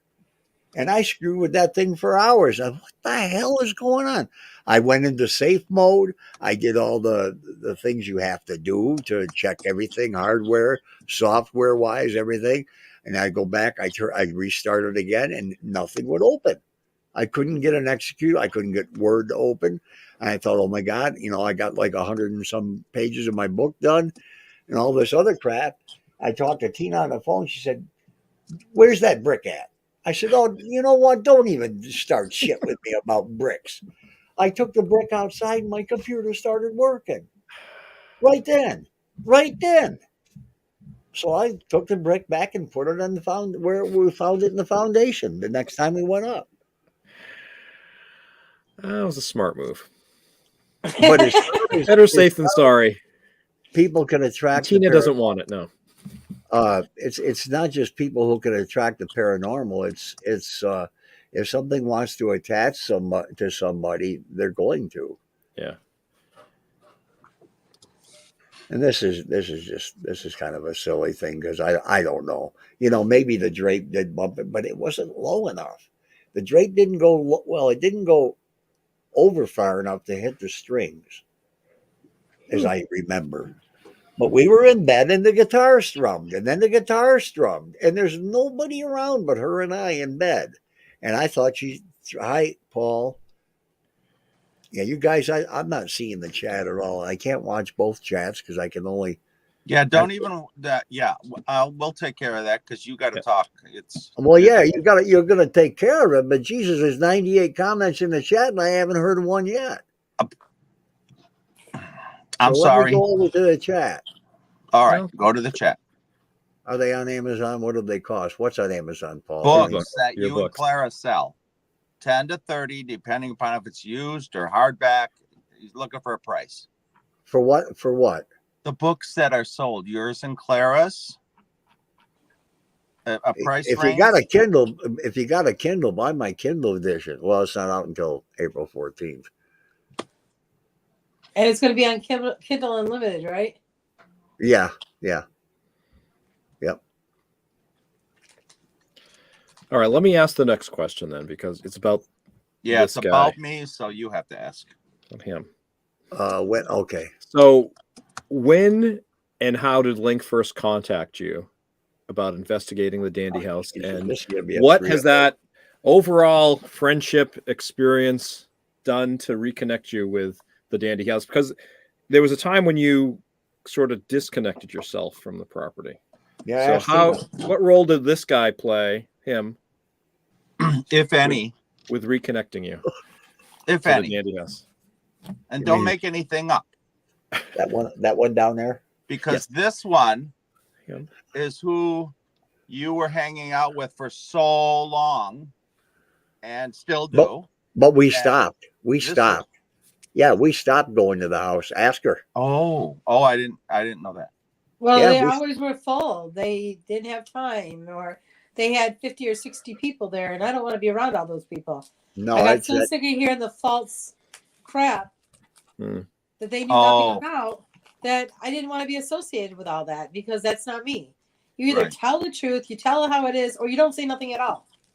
Yeah. And were those the Rambacher years? I'll just call it that. Oh, the Rambacher years. No, I told Rambacher off because Rambacher had my pictures, and he said, "Oh well, these are my pictures," and he'd show me at all his events, and then all of a sudden we gave him the exorcism thing, and he says, "This just fell into my lap." Yeah, it fell into his hands. Mysteriously fell into his hands. And he said that at the Spirit Walk. He said that. Never gave anybody any credit for nothing. So that man can kiss my, what? Here's the thing, and I know we're kind of going off track with Link here a little bit, but it's kind of important too. When we first met Rambacher, I can't remember how he contacted me. I think he contacted me the same way that Tim Shaw and I got together. Tim knew that I was a witness to everything that happened in the 70s, and Tim wanted me to go on his show, so I did it, and I really liked Tim too. But I liked Rambacher, and I had respect for him. And he had been to Tina's house a couple of times. We broke bread with him, and we talked to him, and he had the worst freaking smelling breath I ever smelled in my life. But we talked to him about everything, and he was bleeding us. Here's the real big thing. He's asking me when I met the Dandies. Now, this is Rambacher asking me when I met the Dandies, right? Okay. So I told him exactly when, August 17th of 73, and I was up there every day for a year and a half, except for when my band was playing. Every other time, I was there. Debbie was all for it. She got rid of listening to me play drums all the time, and she also knew that it was important to me, and I don't know why back then it was so important. But Rambacher's getting all the information from me about the Dandies. He's getting all the information about Tina with what she was doing on research. So, lo and behold, out of the blue, I go up to see Flo and Joe every day after work. Every day, I'd be off at work a little after 3, and I wasn't far from the Dandy House. I zoomed right up there. And I'd give Joe $20 for interfering with their daily lives. He'd always say, "Well, what's this for?" And I'd say, "Just take it, Joe. Or I'd bring them up strawberries and blueberries because they loved them. And I'd bring her up a couple pints of strawberries and blueberries. And one day I called her from Tina's house and said, can I bring my friend up to meet you guys? And she said, who is this? I said, it's Paul Kenyon. If you ever come on my property again, I'm going to call the police or I'm going to sue you. And if you write about me in any book that you write, I will definitely sue you. Click. I thought, what the hell happened here? I called her back, no answer. I called her back, no answer. I called her back. So Rambacher was giving tours at the house for $20 a head. They'd meet at JD's restaurant or whatever it was called down there in Hinsdale and take them, and they would go up in 3 or 4 cars together to the house, charging $20. Flo would make cookies with dog hair in them, and everybody would have tours around the house. I'm sorry, I shouldn't have said that, but it's true. I mean, I even said to Flo one time, "Be careful where your cats are sitting, will you?" But Paul, I have to interrupt you. I hope it's important. It is. It is. What this man was pulling was exactly what was going on in the Elephant Man. When they were somebody was taking money at the local tavern to go see a freak. Yeah. He was doing this somewhere else. And then he pockets most of all and throws the subject, his little quarter or whatever he flipped them off with. Here you go, have a pint on me. Yeah, that's exactly what Rambacher is what you're describing. Well, anyhow, Rambacher was giving the tours, and he wasn't giving the Flo and Joe all the money he collected. He was pocketing a lot of it, and I heard that from many people. It wasn't hearsay, and but the thing is, him telling them, I never met the family. I'd never been up there. The only time I'd been there is after I heard about Clara writing a book, and that pissed me off, but it hurt more than making me mad because I wanted to know why he was doing it. But he was doing it because I knew more than he did, and yet I was sitting at Tina's house telling him what I knew. Yeah. Well. And then he tells me I didn't meet him. Yeah. So they had a spirit walk, and they had about 60 people up there. You guys have seen the video. Yes. I showed you the video of the spirit walk, and I was in it, even though I wasn't allowed on the property because I paid for everybody to go to the spirit walk. I donated the $80 and gave it to the guy sitting up at the front of the table there at the driveway. And then I was hiding behind anybody I could so Flo couldn't see me. I didn't want her upset, but I wanted to give her money. But I'll bet you half of that fucking money went to Mike Rambacher too. So it doesn't even matter. The point is, I had friends in the the Misniks. I liked them. They were old. I loved old people. I like taking care of old people. I'll give my shirt off my back to an old person. And the young ones can kiss my ass because they're useless. Most of them are. But Flo was a sweetheart. She was stern. She was tough. And then she threw me to the curb because of this bum. And now he's no longer with us. Maybe I should try and conjure him up. Yeah, we should do that. Yeah. Water over the dam. Number 8? No, but I did break away from the house. I got tired of telling my story for basically many dozens of times for absolutely good housekeeping. That's all I did it for. Well, don't forget to tell us about Link. One of 4 experts, and then this guy. I used to watch the static cameras online when Dan would have the cameras running, and I'd see the orbs in the air, and people online were saying about, oh my God, look at all the orbs. It's fucking dust. It's dust. The house is filthy. It's got, not the house is filthy, but it's got a dirt cellar, and you're going to get that stuff sucking up through.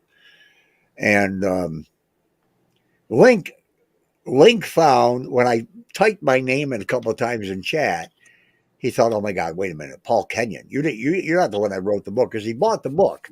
He doesn't go around to other places investigating. He got hooked on the Dandy House, and I don't know why. He'd have to explain why. But he comes up 3 times every year from Wisconsin, and he's genuine. He's not a faker like most of these groups are. And I don't care. I'm going to be just like Beardo Gets Scared on YouTube. I know most of these groups that investigate places are faking.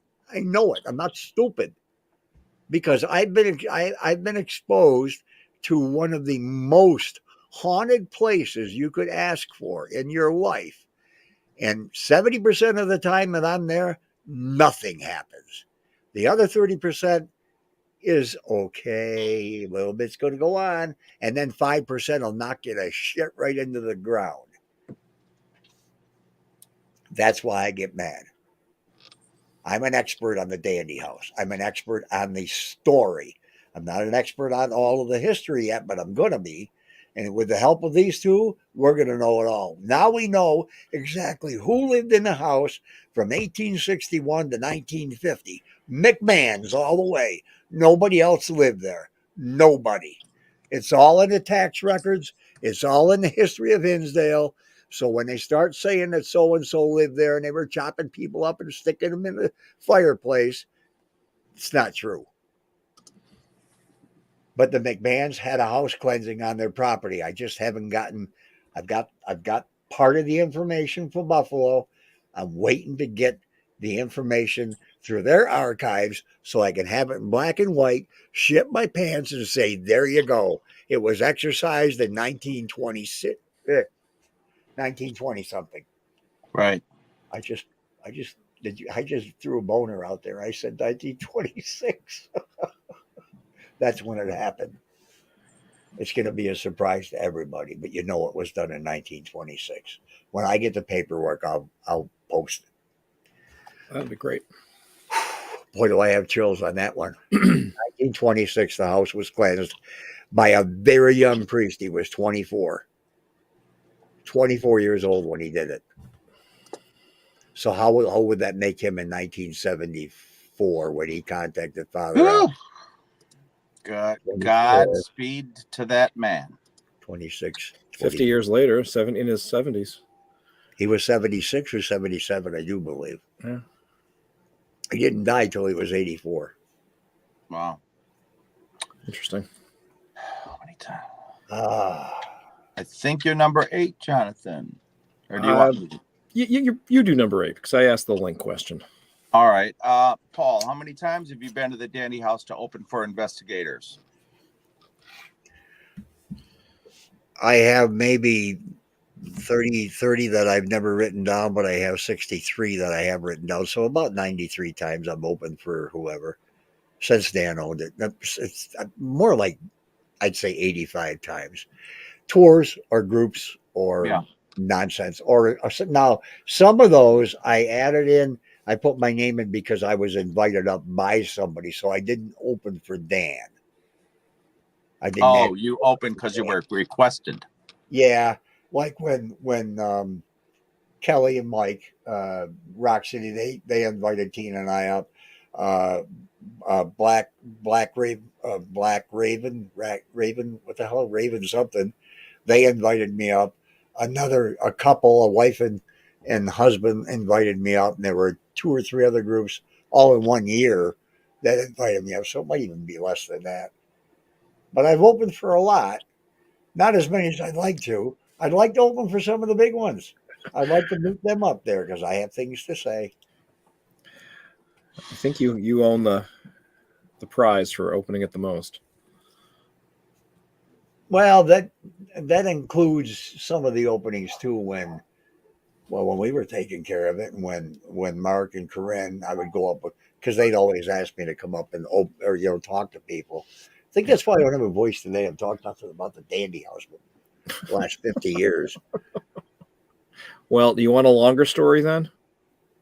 Huh? All right, Uncle Paul, tell us a story. What happened on Labor Day 1973? Go back to 1973, that Labor Day, that wonderful, beautiful, warm day. Towards the end of the day, you and Debbie go up there for a nice Labor Day picnic, and what happened?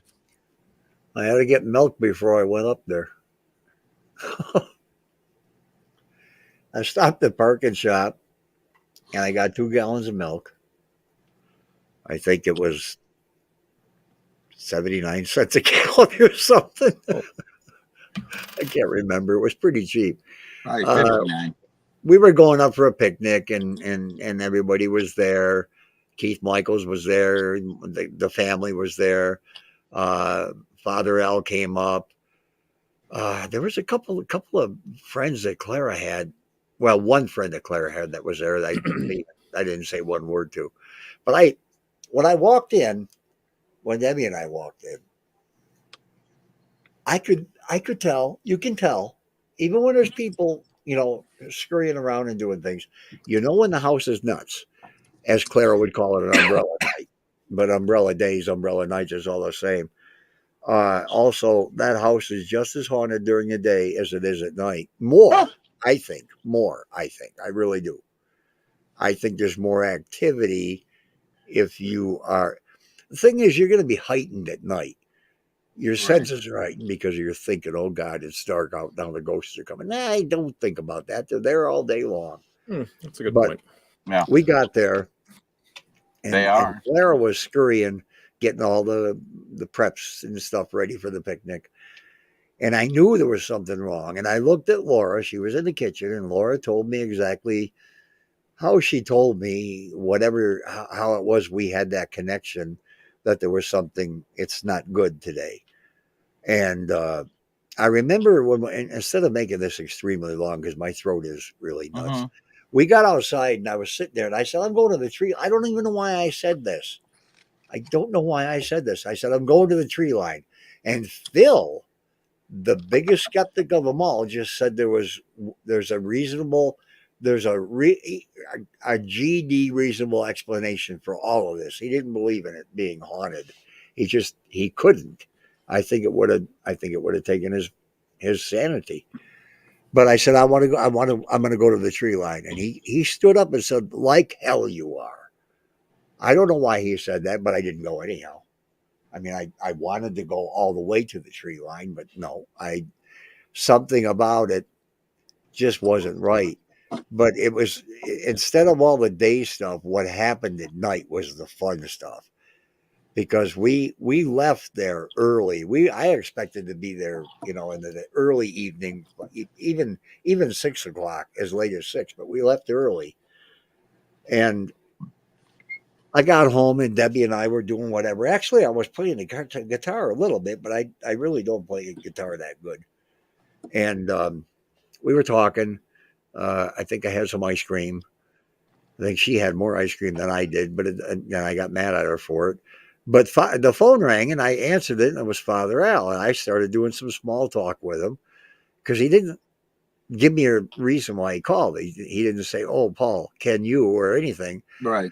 I started to talk, and he interrupted. Oh, excuse me. What are you doing right now? I said, really nothing, Father. Would you go back to the house with me? I said, well, what's wrong? He said, Clara called, all hell has broken loose. I said, well, sure, Father, I'll go with you.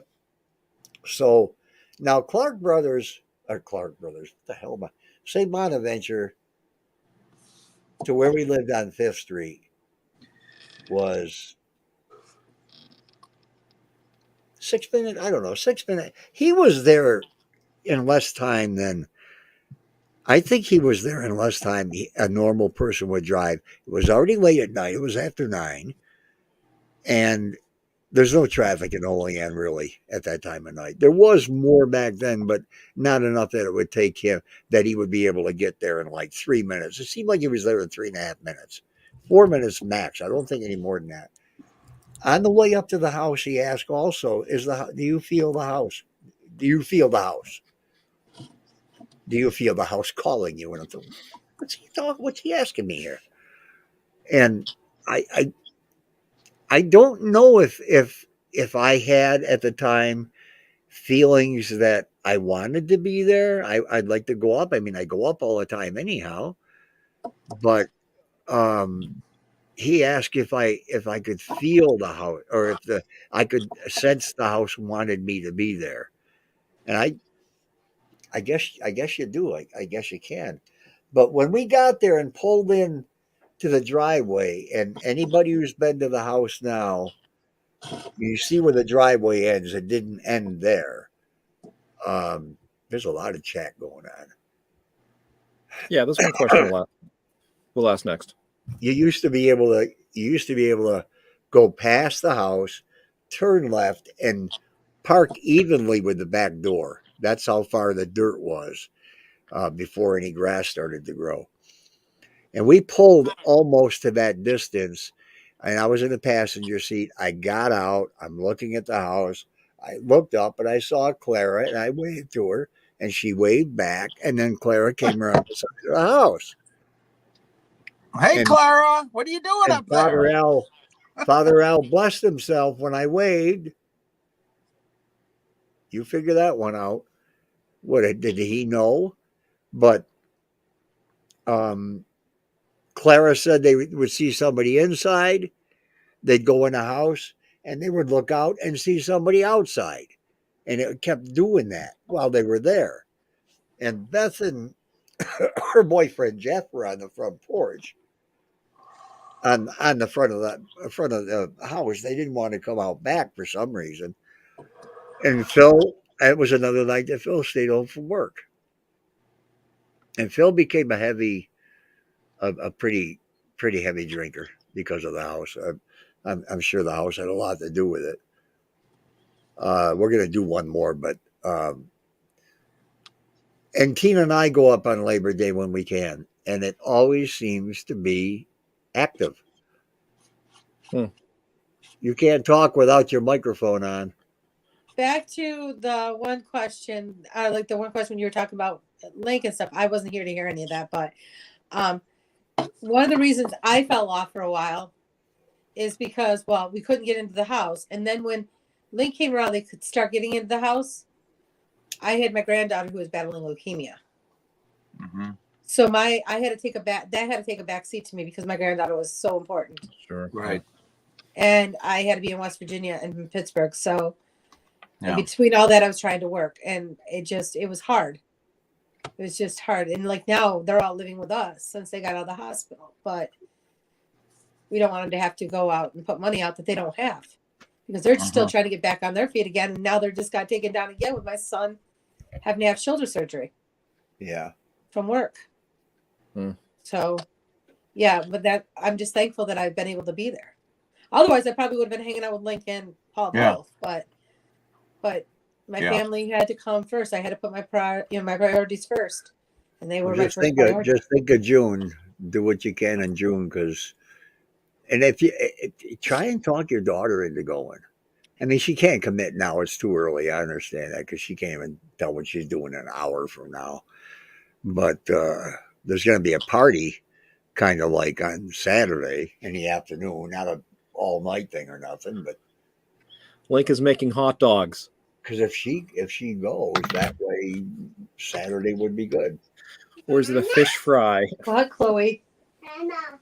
Oh, you want to see a little girl that just went through a bone marrow transplant and everything? Come here, Chloe. Come here. Yes, we'll give Paul's throat a rest here. This is a little girl that battled the 8% chance of survival. Wow, what a cutie. She is. Hi, Chloe. Oh. Did you say hi? Chloe. Hi, Chloe. God bless. Hey, Paul, Mike asked in chat, have any local or nationally known famous people ever visited the Dandy House that you had the honor of meeting and opening the house for? Besides Jasco. I'm going to be right here, honey. Right. I wouldn't open a I know. I'm rubbing salt in your wound. But who? Yeah, I want to hear this, Paul. Well, that's the only one there would be Nick Groff. I worked with him 3 times now. Wow. And I'll be in Ghost Walker when it comes out. I understand. I think the release date is April 3rd. That won't be for the house. I don't think the house is the first episode. Right. But the slated date right now is April 3rd for opening. The last I heard. Hi, Kim. And Lisa and Mike and Rick. Hi, Rick. And hey, Rick Perry's here. I like that. Carol, let me just scroll up real fast. And Kelly, I see she's been talking like always. Oh, Joe Mentor now. What the hell's your dad doing in here?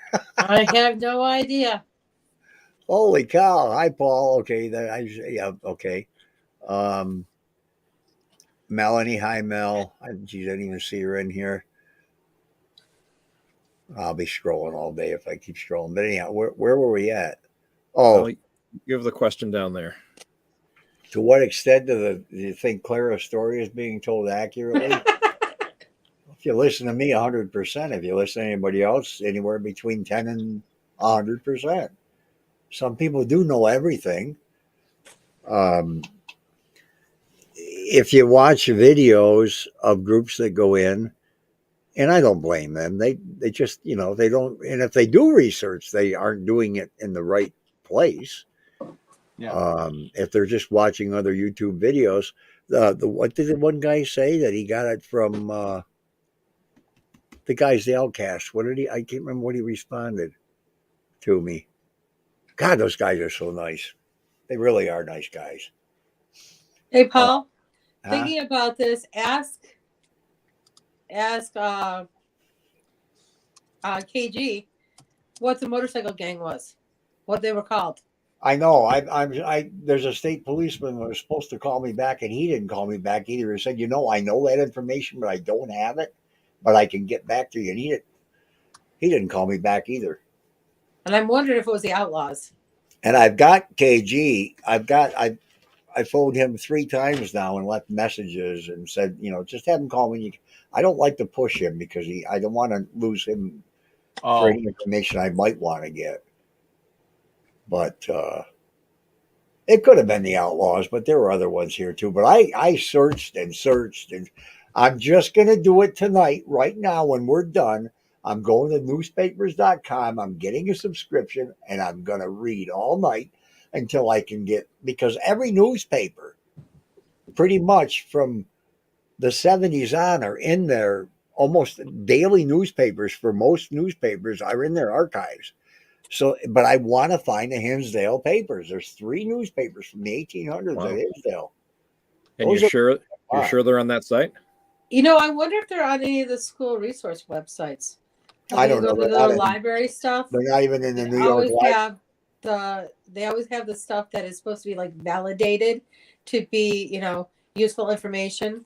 That's well, yeah, but they don't keep everything like the archives do, where they keep every single day, and purposefully they will gather them papers together and microfiche them. The New York State Library didn't have it, and they've got 300 million pages or papers, and they didn't have it.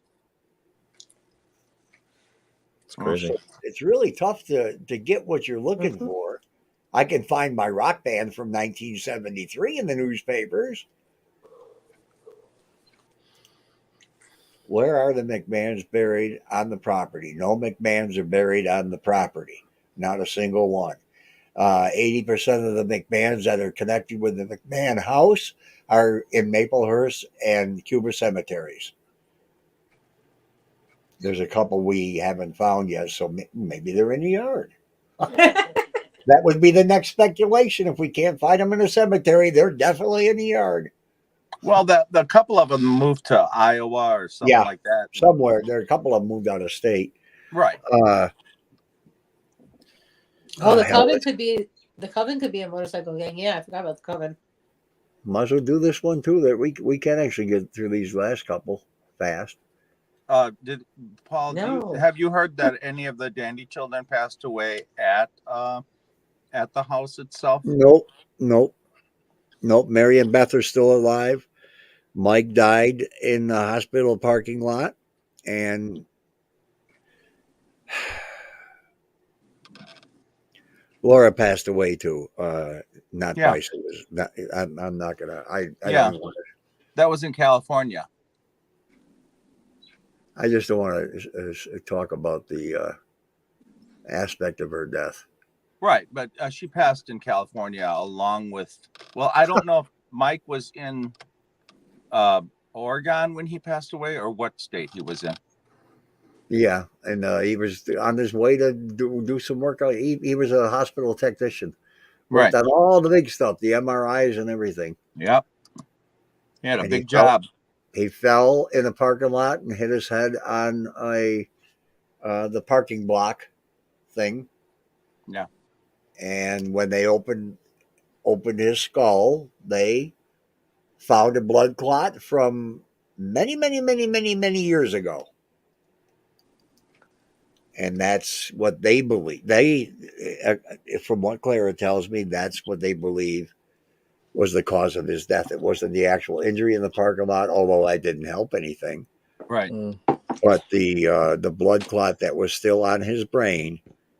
And Clara says, she said to me on the phone, the house finally did him in. Hard to believe anything like that, but none of the family died on the house, on the property. You already mentioned the tree line. Yeah, we just did the tree line. But when we had talked once before, the three of you had gone out to the tree line one night, and I don't remember why you went, but one of you was acting odd at the tree line. I never quite understood how or why or what you. I don't either, unless I did mention this to Clara too, and she thinks, because we talked about it with her, she thinks it was a gag. Really? She thinks it was a gag. She thinks he was just pulling a boner on us that night. Oh. And he could have been, because once in a while he would, but not something. Right. But then when I think about it, the way he was acting, it did seem like he might have been pulling a prank on us. If you were hanging with him for a period of time, I don't know. I think you'd be able to tell, and especially afterwards, when you guys questioned him, if it seemed genuine, your first inkling of how you responded is probably the truth. He seemed out of it. He really seemed out of it. Like there was something really sketchy with his demeanor. Yeah. Oh my God. I almost want to, and I wouldn't say this because I don't much believe in it, but like something was taking him over. I don't buy that stuff. I really don't. I don't think, I guess it's hard for me to put in layman's terms of how I just simply don't believe in a demon taking somebody over. I just have so much trouble swallowing that. I really do. Now I'm going to take the time in front of everyone, the 22 people I see here and the 8 I see over there. When you and I are together, and I know I'm already crazy, and that's cool because, you're crazy, so we get along just fine. But putting all that aside, if I change like that, I'm not acting. And you do change. You do. Yes, but it's I usually get angry. It's not it's an anger thing but I'm talking about something that I wouldn't remember. If that happens to me, I'm not faking it. Yeah. Does Paul have your permission to slap you in the face to break you out of it? Yeah. Oh, I don't need his permission. Okay. I'll do it anyway when he gets on my nerves. Usually, I'm told they slap you on the rear end. I don't know, slap you. I'm gonna okay. Bring a paddle, Paul. For God's sake. This question up. There's only 2 questions left. Let's Yep. Father Al told you that evil, if this is what we are dealing with, thrives on fear. Don't fuel it. What was your reaction to that statement at that age that you were, and what are your thoughts today? The funny thing is, I always tried not to be afraid after he said that, I think. But sometimes you couldn't help it. I know.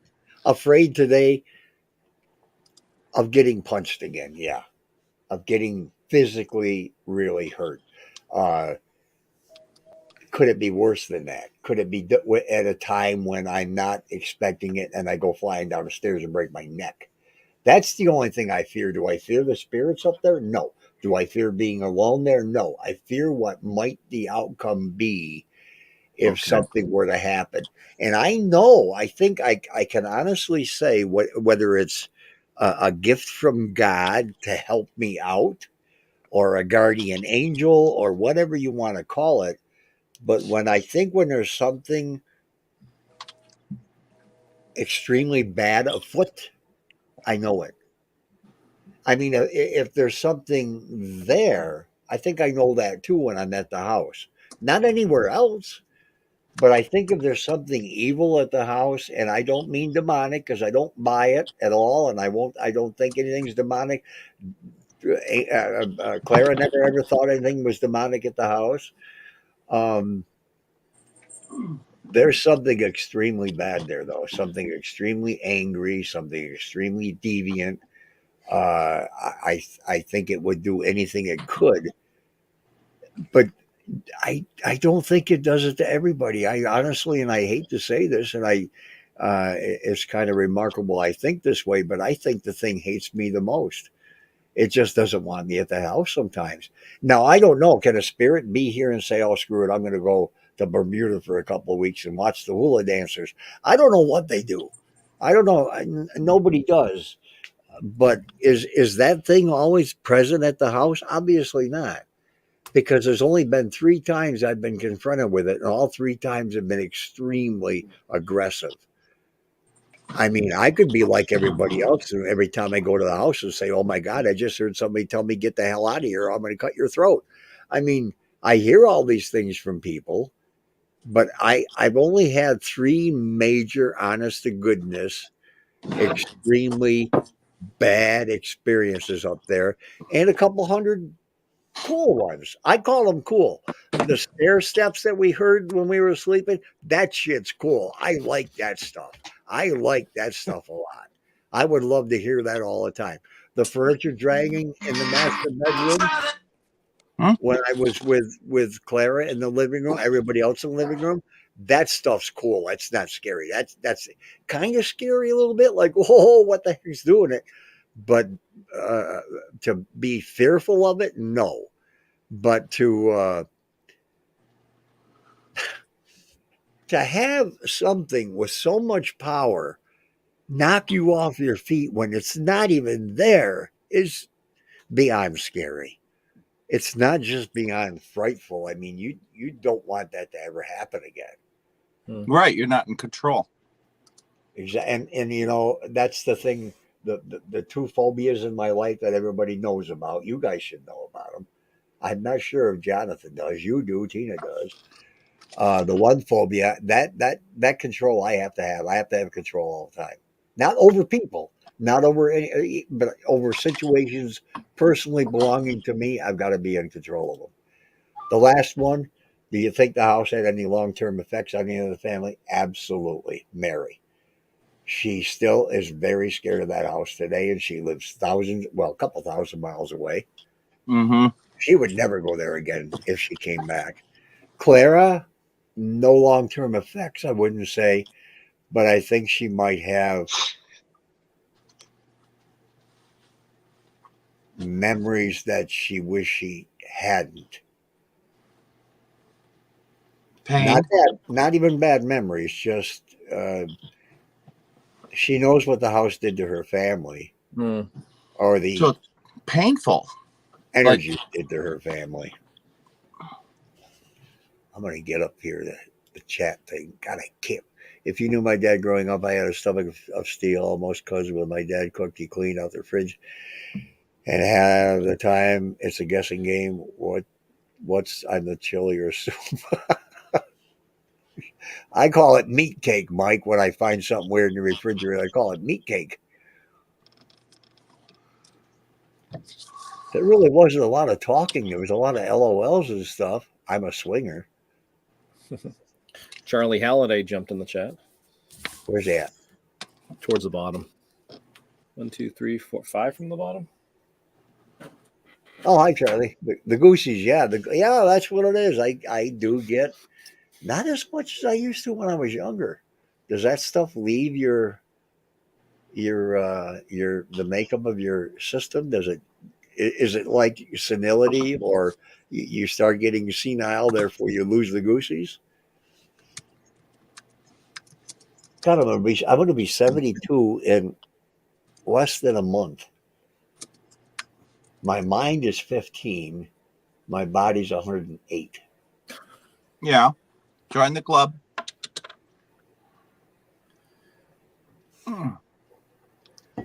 You know what I'd like to watch? Mike said he'd like to watch The Conjuring, Sinister, Insidious at the Dandy House. I'd like to watch The Exorcism at the Dandy House. I mean, The Exorcist. No. 73 or 74, whenever it was? Yeah. 72. Yeah. 73? 72. 70. Shit. I have to look. Or no, I'd rather watch The Exorcism with Emily Rose up there. Emily Rose, yeah, The Exorcism of Emily Rose. Oh, that's not the 70s. No, it's 2000 and what, 17, 18. Why that one? Why wouldn't you want to watch the old one? Because I think that one's more interesting. I think it's well. I think it's directed better. I think the acting is better. I think The Exorcist is a pretty decent movie. I like the editor's cut where they didn't take out all the right. When she came down the stairs upside down, that scared the hell out of me. It still bothers me today. The tall man in Phantasm. I can't watch that scene with him in it. That guy freaks me the hell out. Mm-hmm. I can't watch him. I can't look at the tall man when he's walking down the sidewalk. It scares me. Maybe you should watch The Waltons and Kung Fu. Because didn't Claire in her book say she watched those things? Yes. Yeah. One night and then something happened? Right. Kung Fu. Hi, Janet. Maybe the spirits don't like Kung Fu or David Carradine. Everybody liked David Carradine. Didn't he? Wasn't he in? Yeah, he was. I just can't think of the name of it. The tall man. Wait a minute. I want to show you. If anybody in there, I know Jonathan has not seen this. I'm sure Lake hasn't either. Even if he has, he ain't gonna remember it. What? What are we talking about? I didn't hear. The tall man in Phantasm. I got to get the walking where he's walking. I can't watch this guy walk. I don't know why. Who's in that movie? Nobody knew. Anybody knows. It's a B movie. Oh, there was the most recent Exorcism that I watched, and you're talking about The Exorcism. Well, yeah, it was one of those scary movies, and it was okay. I don't know. I don't know what it is about this scene that drives me nuts. I'll just show you real quick. Let's see. I've never seen the movie. Let me full screen it. Yeah, I probably didn't see it. Put it up here. And I'll make it full screen. But this guy walking here, he freaks me the hell out. Okay, where's my mouse? My mouse is disappearing on me. It's that brick you bought home.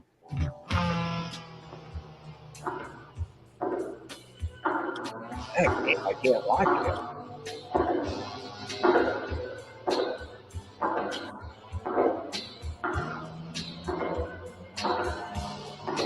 Well, first of all, he's not that tall.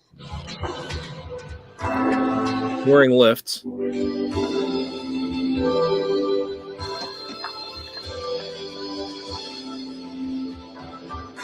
Yeah, I don't have any problem with him.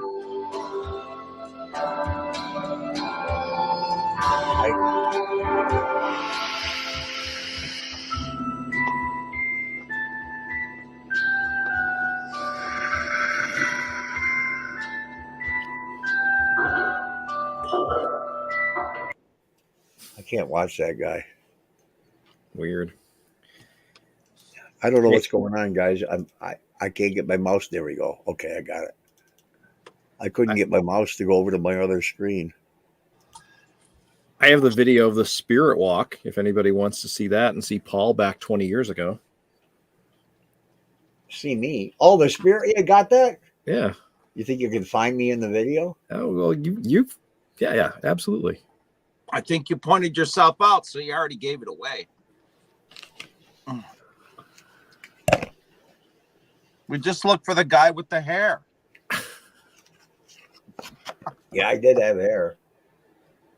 Yeah, so did I. There I am right there. Look at the hair back there.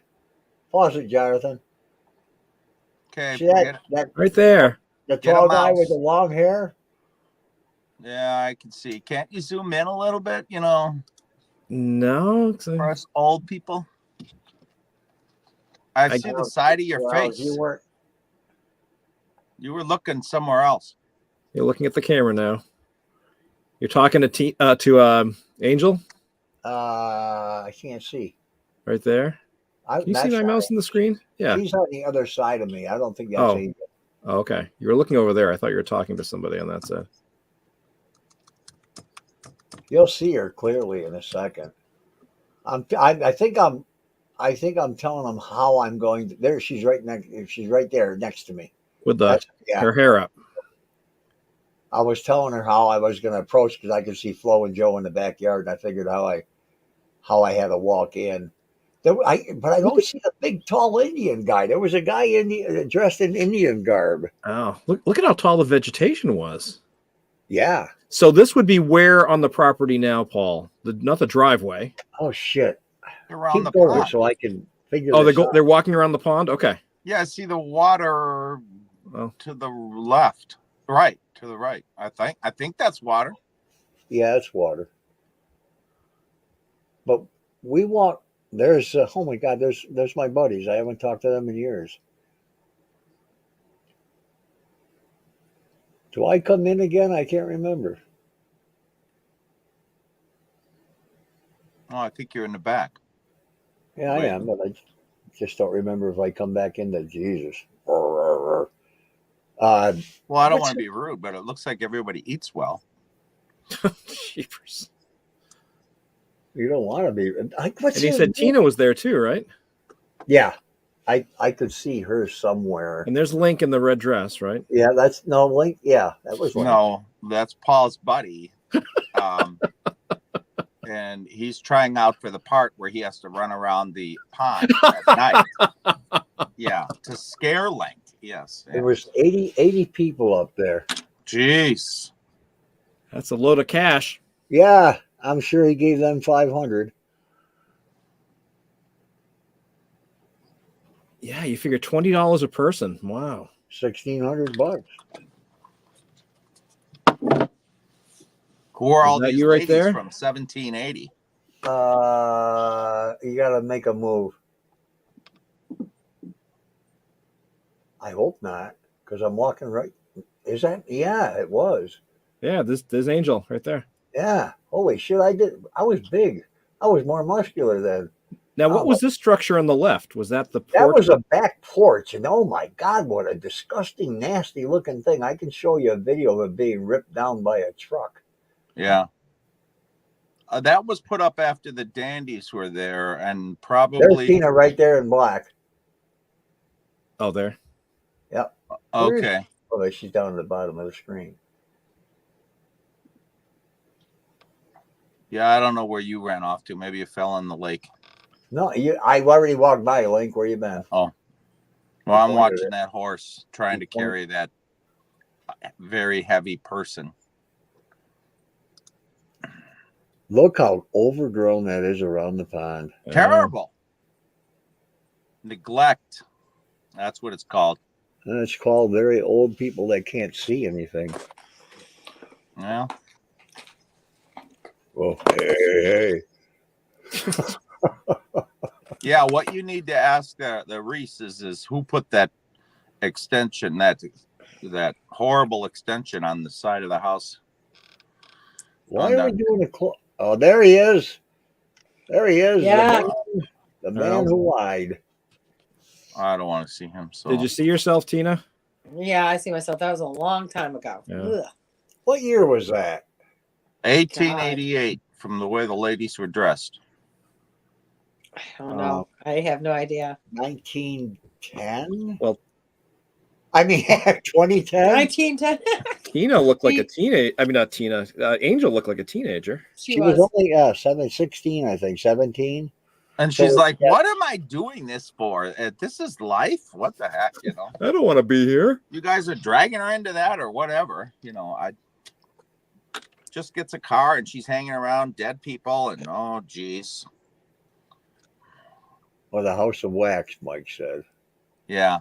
Vincent Price. Yeah. I think my all-time favorite movie of all the movies way back when was The Bride of Frankenstein. Really? George and I know the entire script of the whole movie.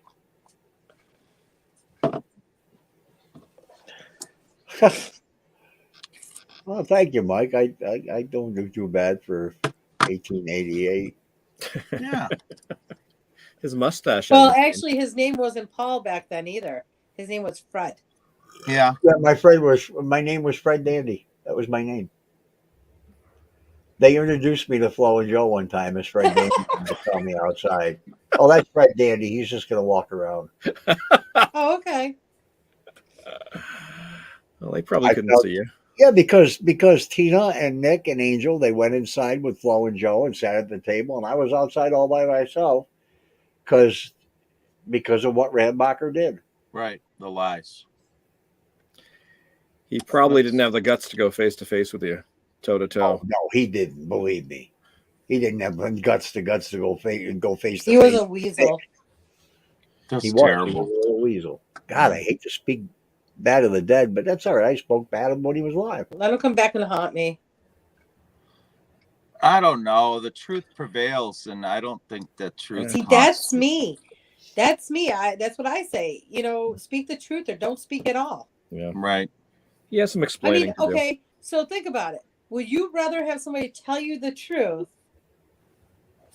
and be factual with you, even if you don't want to hear that? Right. Or would you rather them lie to you and find out later because now they can't trust you and now you're considered a liar to them? Well, yeah, it's hard to build it back. The problem was a lot of people, though, when you tell them the truth, it might sometimes hurt their feelings, and they just can't. They can't peel off that stuff to say, you know what, he's right. I made a mistake. I'm a dumbass. Big deal. Everybody's a dumbass once in a while. Right. We've all. Well, I always tell my kids, you know, they made a mistake. That's how I treat everybody. You made a mistake.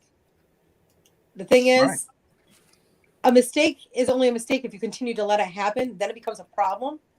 Otherwise, a mistake is called a learning lesson because that's how we learn is by making the mistakes. If you don't make mistakes, you don't grow. And thank you. Thank you. That's exactly what I say. That's right. Yeah. You break something, you fix it, you move on. Right. Yeah. Oh. My son was a wrestler, and he'll tell you the best matches he had were the ones he lost. Right. Because that's where he learned that he needed to fix something and grow from it. Right. You still have your pennies, Jonathan? I have about 20 rolls, 18 rolls. I was thinking about going Monday, maybe getting some, but I don't know. Oh my gosh! I know, Tina, we're weird. It hasn't. We had. Well, when's the last? It's been a year, hasn't it? Last time we did it, Paul, you found a Civil War token. Paul, hey, Link, did you hear that? The last time they did it, I heard. You know, I just let it go. Take your mind out of the gutter, Tina. I always get hollered at when I talk normal. When did it? How long ago was that? It's been about a year ago, yeah. I couldn't believe that. Civil War token, and well, you know, it just got mixed in with somebody's pennies. Yeah, but $30, $40 little disc of metal that you found. You know, if you both have coins that you need to sell, I think I'm going to broadcast on that. I will be selling X, Y, and Z. Look at this and advertise, and then a week later you have it up for sale. Well, you do that on the YouTube coin community. You don't do it here. That's a different broadcast. Okay. Nobody here is going to know what the hell. Well, you got a 19. You got a 19 old the 1891 dime, 1894 S dime. How much you want for? I'll give you $20. So you'll give me 300,000 is what you'll give me. Good God. 1891 or 94? Which one is it? I think it's 94. 94. 94 is. No, they're not Kim I Wish. But that's what we pull out things like that. It's just whiles away the time. Yeah. Every once in a while you find a good. I found the 1909 VDB double die. I couldn't believe that. Yeah. In the condition it was in. You know what, Jonathan? We haven't talked. We haven't talked about coins. I haven't gotten it back from NGC yet. Wow. That's not good.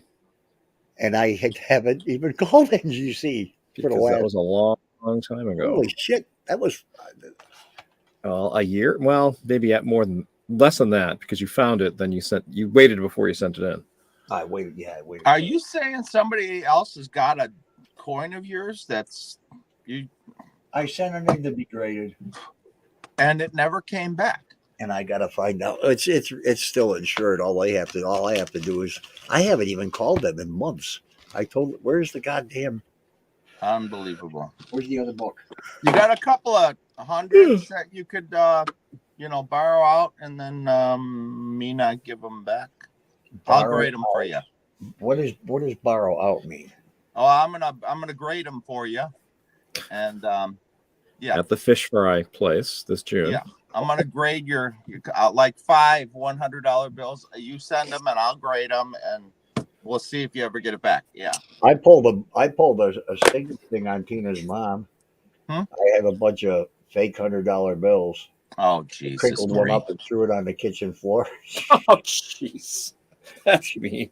She picked it up, and that is plain mean. Oh, I freaked out on her.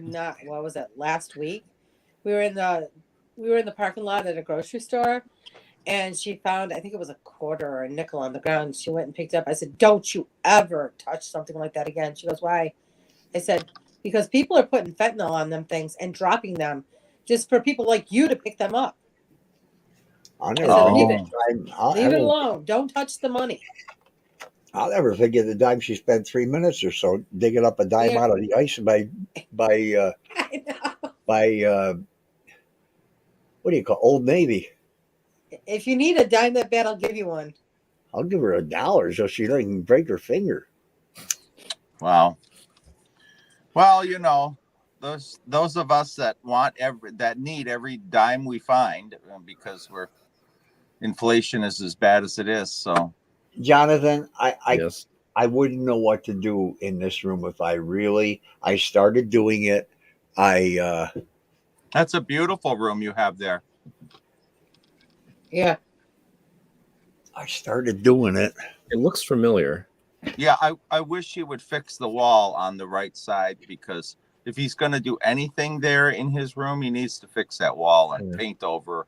It's scratch. We're from when the house shook. I had brought a marker to his place. Oh yeah, hey Tina, you didn't see that. You see the scratch. You see the scratch over here above the couch. Yeah. All over above the. You know what that's from, don't you? Yeah, that's from Flo's rocking chair. No, that's from The Exorcism. That's right. The couch runs so hard against. The house shook? Yeah, when the house shook the other day.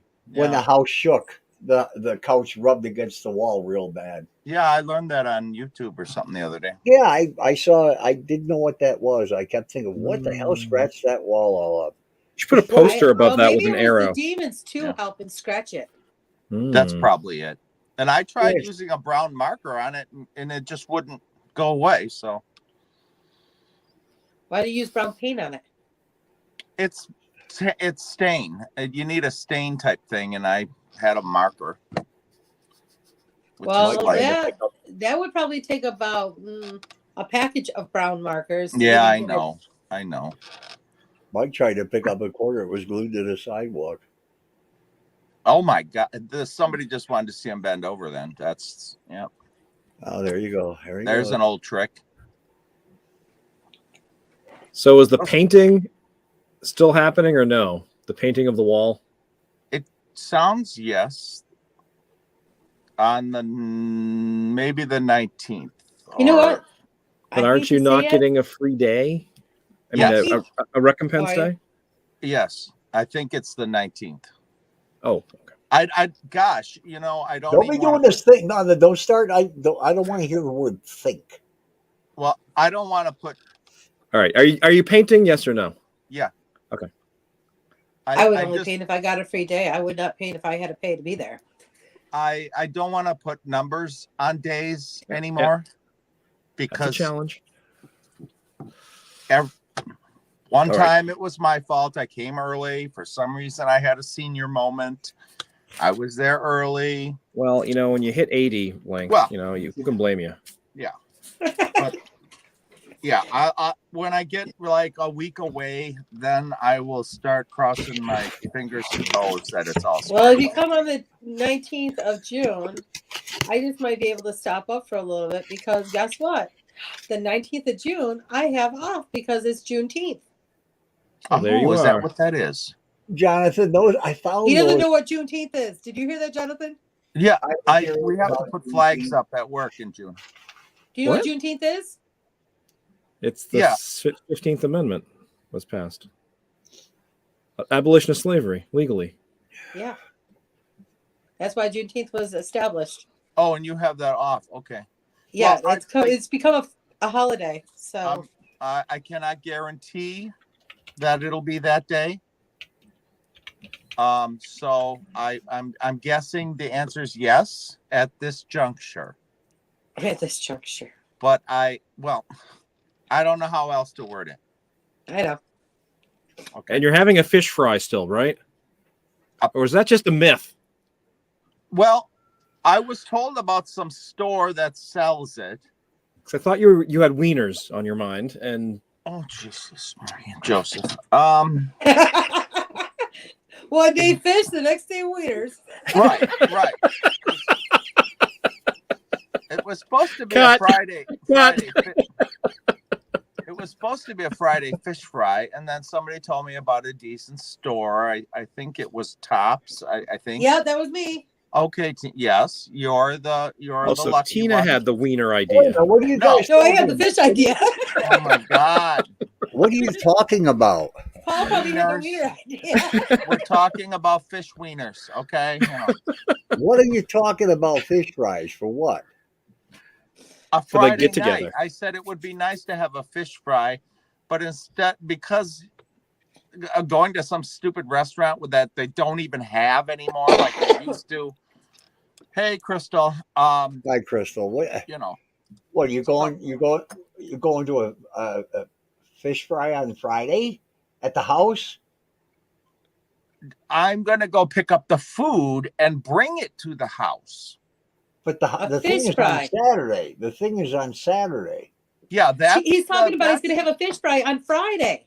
Right. That has nothing to do with Saturday and doing Clara's backyard cake with everybody's name on it for their birthdays and have Hi, hot dogs Sophia. and Kool-Aid. That's another party. Oh, see, I made that mistake then. I thought you were I replacing. don't know what the hell they're cookout. talking about. Hi, Sophia. Well, you were in the conversation, but I'm giving you a pass because, you know, age, yes. I'm giving you a pass, and that's all right. Oh boy. So We're going to have so much fun with Link. well, I have to give him a pass because he was in the conversation, but he claims to not know anything about it. So I'm Tina, like, Just wait till you- June. Tina, if you spent the night in the house with him, I swear you would open a vein. You would go in the bathroom and bleed yourself out. Oh, You would- not mine. Maybe his, not mine. I think we have more fun than I don't even know a TV show that matches this. I don't TV know show? and I'm beginning to What's wonder a if it's TV the show? house. A movie, TV show, series. Oh, TV show. Yeah, I don't even think there's a TV show that's that funny. Say hi to Sophia, Tina. Hi, Sophia. She says no. Did you get any letter? Yeah. Well, Tina, you should spend the night when your granddaughter's up there. Yeah, of If course. you can. Although you're working still, you said, Yeah. Right. Oh yeah. but not on Juneteenth. Right. Not on Juneteenth, I'm not working. The next morning I work. Right. Who's there Friday? You, me, and Kim? And I have to look at all that. Junior? I don't know.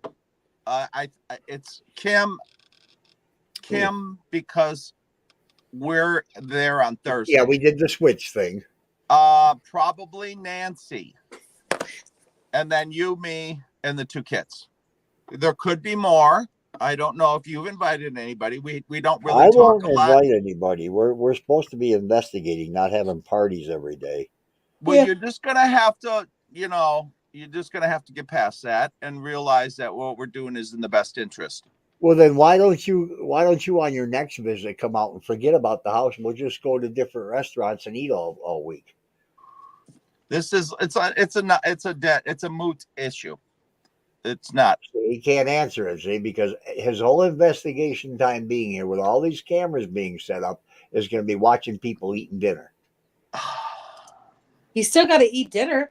Right. And just because I and talk he can about let the eating cameras dinner, roll while he's gone. if I bored him with all the stuff that we're going to do when we're not eating, he'd be like, yeah, we're going to do that. We don't have to micromanage all that, because there's like 20 hours of the day that we're not eating, and then 4 we're going to sleep. So that leaves us 16 hours a day, to do all this investigating. So what he's discussing, it's a long story and it's nothing to worry about. It's not, you don't have to worry. Don't worry. Please don't worry. I remember one day when there was nobody there, we only got 4 hours worth of investigating done. Yes. I think that we were, there were no meds used. We were arguing at each other. We were arguing the whole time. I was yelling at you the whole time about the air conditioner, about the fan, about. And I can, but I don't like to micromanage. I'll just take control, and you will like it. Yeah. There. Oh, he's gonna control now. There. Yeah, I'm just gonna take control, and you'll like it. Yeah. You take control. There's some wings and pizza for you right there. Mm. Yeah, delivery by the gas station. Yes. Oh, that would be down there, Crosby's. Well, Jonathan was asking if they deliver. And I don't know if they deliver because Paul won't answer. Not even Uber Eats or something like that? Crosby's does not deliver. They don't? No, but like DoorDash or Uber Eats.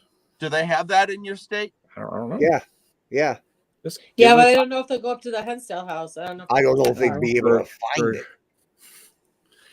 GPS. Yeah. All right, I'm going to head out. Keep talking, please. All right, sir. Oh, Jonathan, you don't want to be in on these conversations? Come on, we already had fish and wieners. Yeah. And on that note, I will bow out. But thank you for coming. I'll keep watching. Oh, and don't forget, Link is going to have control. Yes. It sounds Link's like controlling the wieners, everybody. It sounds like that's what's needed. And I'll be there. All right, you take care. I can take control. I just don't like to do that, but I will. I got no problems with that. Oh, neither do I. Yeah. Well, we're a two-piece in a pod, I wish you would I wish you would leave your god dang computer on so you can watch the damn chat. I'm watching faggot sausages or something he's just said. Oh, he said forgot sausages. Forgot faggot. Okay. See what's on your mind? No, I don't. Nan said, I'll dash up there for you guys. She's a dasher. I'm a dasher. Well, there you go. And Link is in charge. Yeah, somebody has to be. There you go. All right, guys. I'm heading out tonight, too. Oh, where are you going? It's like 8:20 at night now. 8:20? Oh, my. It's Saturday. Oh, you said you weren't going past 2 hours again. Oh, I think Paul did say that. Yeah, I did say 2 hours, but we don't have to. Kelly wants to know, she said, so I don't need to make tuna mac. I don't know. It's only March, what is it? March 16th. We got a long time. Tomorrow St. Patrick's Day. Yeah, it would be rotten by then. So June's a long way off. It'd have green stuff growing in it. But yeah, we do need something else, I mean, I was thinking of getting a fruit tray and vegetable tray and then some kind of potato salad to go with it. And then I wanted to do what Clara did, and she made Kool-Aid. I don't know if people can have Kool-Aid anymore because everybody has diabetes from all the garbage food that's sold in the United States. Our diet has. As long as you don't make Jim Jones Kool-Aid. I don't know what that means. So Jim Jones Kool-Aid? You don't know what Jim Jones Jones that fed it to all his followers and they all died. Oh. You don't know who Jim Jones? You see, he lives in a box. He's 60 years old and doesn't know any of the biggest news station stories that ever happened. And that's not even in my time. That's way back when. I'm more worried about diabetes and not about all these serial killers. You know what? They were worried about me with they thought I had high blood pressure because I deal with all the stress all the time. Yeah. So I had the nurse take my blood pressure the other day at work, 123/79. Yeah. She's like, perfect. Oh my God, you're good. Yeah. She goes, how do you do it? You got medication? I was like, no. It's good. Just, I'm not going to let things bother me like that. If you're not doing nothing the 22nd, Rick, just stop up for an hour. 22nd of June. All right. Well, on that note, guys, I'm out of here. All right. All right. You take care. You have a good night. I'll talk to you tomorrow. All right. Bye-bye. Right. Bye. Yeah, if anybody thinks can come up with the next live for Saturday night next week, type it in the chat. Otherwise, Paul is going to end up with a guest. So type it up if you want anything in specific that you want to discuss or that you need to know or whatever. And then Paul will go over the chat all week. I work. He works too. Let me check. He will go over the chat, read it, and decide what's going to happen. Take a breath, will you? Nope, I'm not taking a breath. I'm going to tell everybody the way it's going to be. Let me see it. Let me check and see if Beardo answered me. He said, I'll get back to you in a bit. Yeah. Well, today he said that? Wow. Yeah. Thanks, finally. Paul. Thanks, Cindy. Lisa, Rick. I don't want to be there. I want to be a messenger. Oh, Mike. Boy. That was like 30 years ago. The cults told me not to drink the Kool-Aid. Yeah, probably somebody killed somebody with milk too, but I can't remember everything. Whatever happened to Dan being a guest? Dan has been real busy with his family. Jesus Christ. Dan's been so busy with his family and his production and everything that he has to do. So we're just hopeful that maybe within a month or so he'll have a free day. So on a Saturday, which is hard because a lot of Saturdays people are booked way out, for everything. What time is it in England right now? Where they're 5 hours ahead of us? Yeah, that sounds right. Why do you have to? Oh, that's where Beardo is. Were you going to call him? No, I talked to him today on Messenger. Oh. Beardo gets scared. I'm going to watch your group tonight. Do you mind if I put their No, go ahead. Their YouTube channel on? Share their YouTube, but I can't remember their name. Well, then how are you going to put it on? You're going to tell me, and I'm typing it in.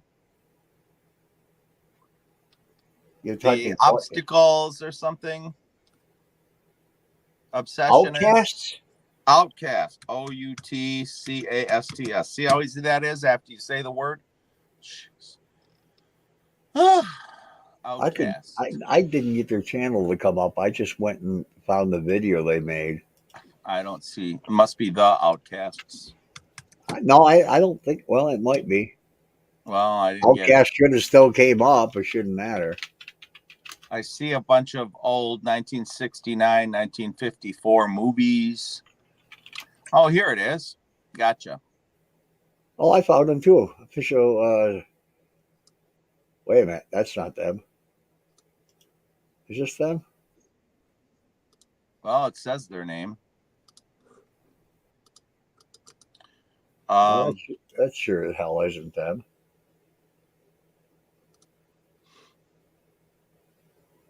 The Outcasts. They've only, how many subscribers did they say they had? They only had 142, you said. And that's the one I posted. That's really something. I type in the Outcast and I get a previously watched Alex Tannis video. That's weird.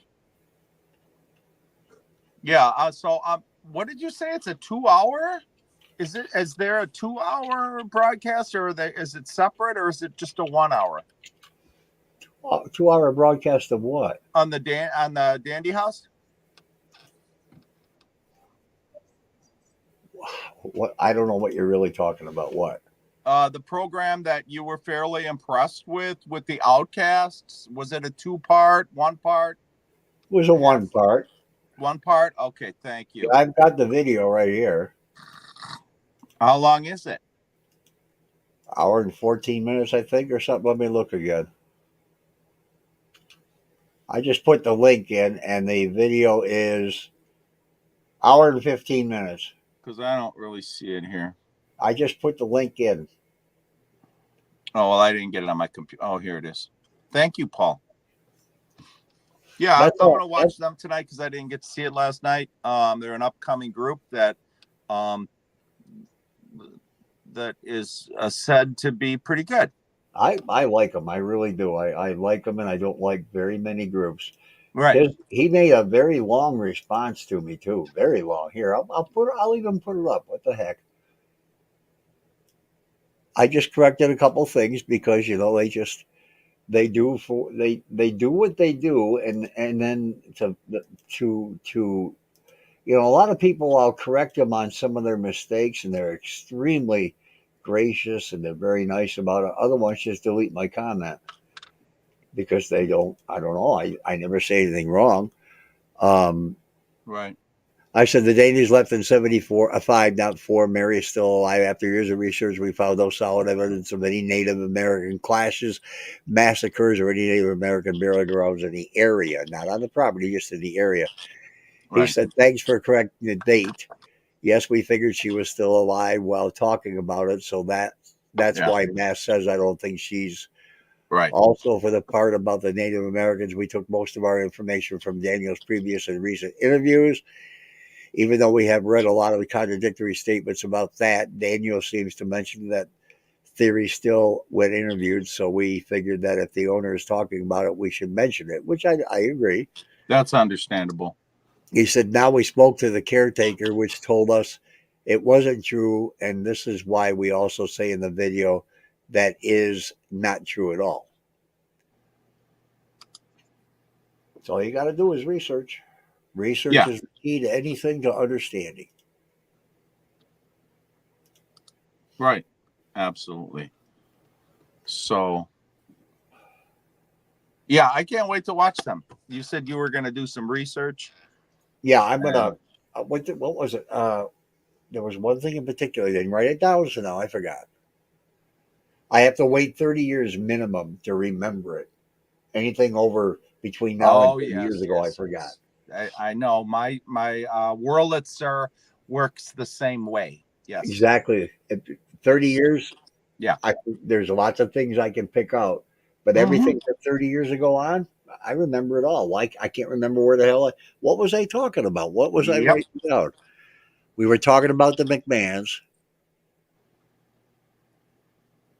1950 was the last transfer of McMahon property to another McMahon. And they, in turn, deeded it to Donna Reese. Yeah. So the McMahons were there from 1861 for a fact to 1960 by all of the tax and deed records. Yeah, I go by the tax records more because it seems like they held them. They put them a little closer to the breast. Deed records were kind of messed up. Yeah, that's true. That is true. Okay, we talked about the McMahons, and I said that's what I'm going to look up tonight. Well, I'm going to get on the newspapers.com. Right. And see if I can get the Hinsdale newspapers and make copies of all the pages that I can read. Anything that I find about anything pertinent to the Burton family, the McMahon family, the Everetts, And that's it. That's all I need to know right now. Right.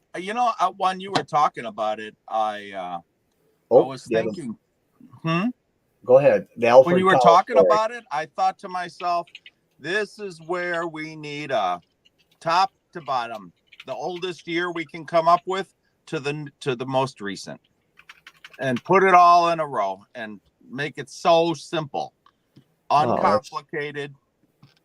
Yeah. Alfred Cowell, the guy that hit the boy in the car, died on June 23rd of 2018.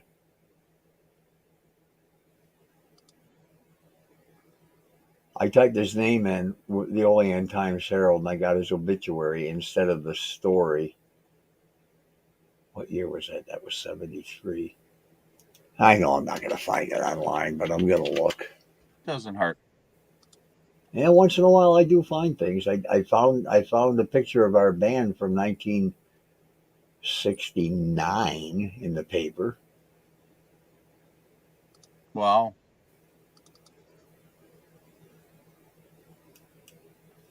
Okay, state police reports.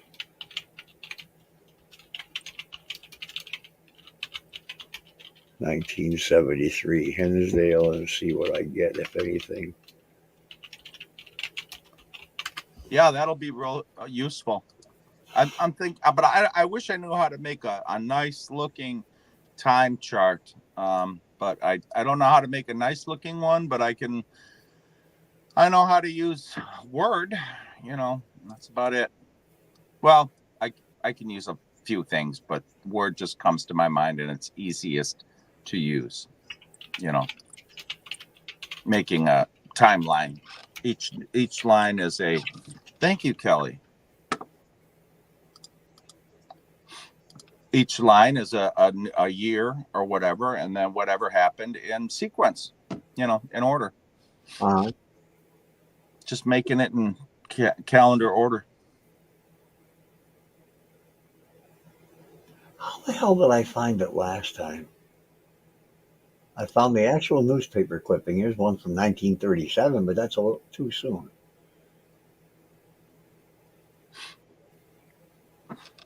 Yeah, I don't.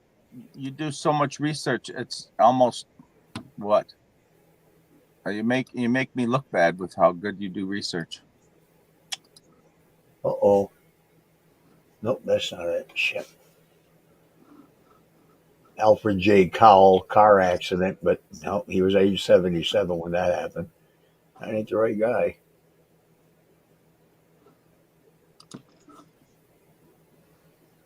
I'm surprised. Well, not really. I was just saying I'm surprised Hinsdale never had a newspaper after the last one, which was what?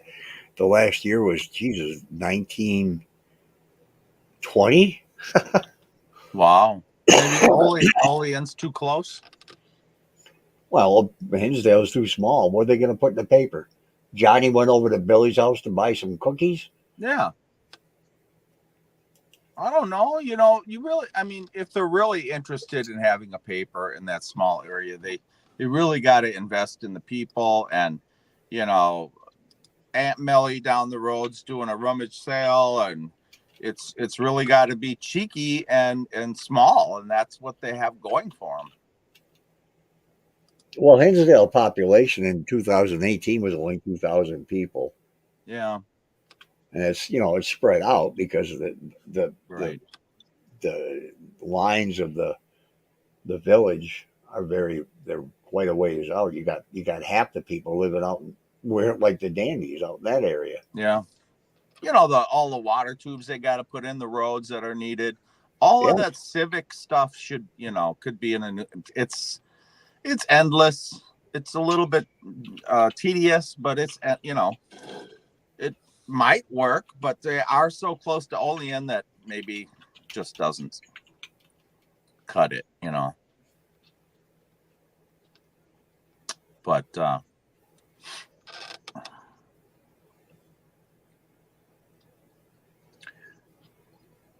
well, you got 11 people on here. I'm gonna head out. Are you gonna hang out? Are you gonna hang out with them? And there's 15. No, I'm gonna get going. I'm gonna see if I could also do a video or something Paul can post. If someone can give me what? Oh yeah, the information in a time frame, in a time format. 1888, somebody fell in a toilet. I can just I have permission to go over to their microfiche. I can just go over there and go through the reels. I just don't go over there. I mean, I don't go over there. I understand. I can go in and just slap one in after another and crank it away and watch it. Yeah, it's too bad you can't get it on a mini disc or something. Yeah. All right, everybody. Thank you, Kim, Kelly, Mom. Everybody for coming in. I appreciate it. And we'll see you again next Saturday. Something, don't know yet. I hope Thanks. Dan Glass can come in. I've been inviting him, but he has been busy with his family and other stuff. So Nancy. Yeah. We'll see you next week, or maybe in the middle of the week. Who knows? Yeah, that's true. Sometimes we pop in on Wednesday or Thursday nights or something. Yeah. So we can argue amongst each other and give everyone a laugh. Thanks again for coming too, Rick. I appreciate you coming in. We'll see you all later. Take care. Bye.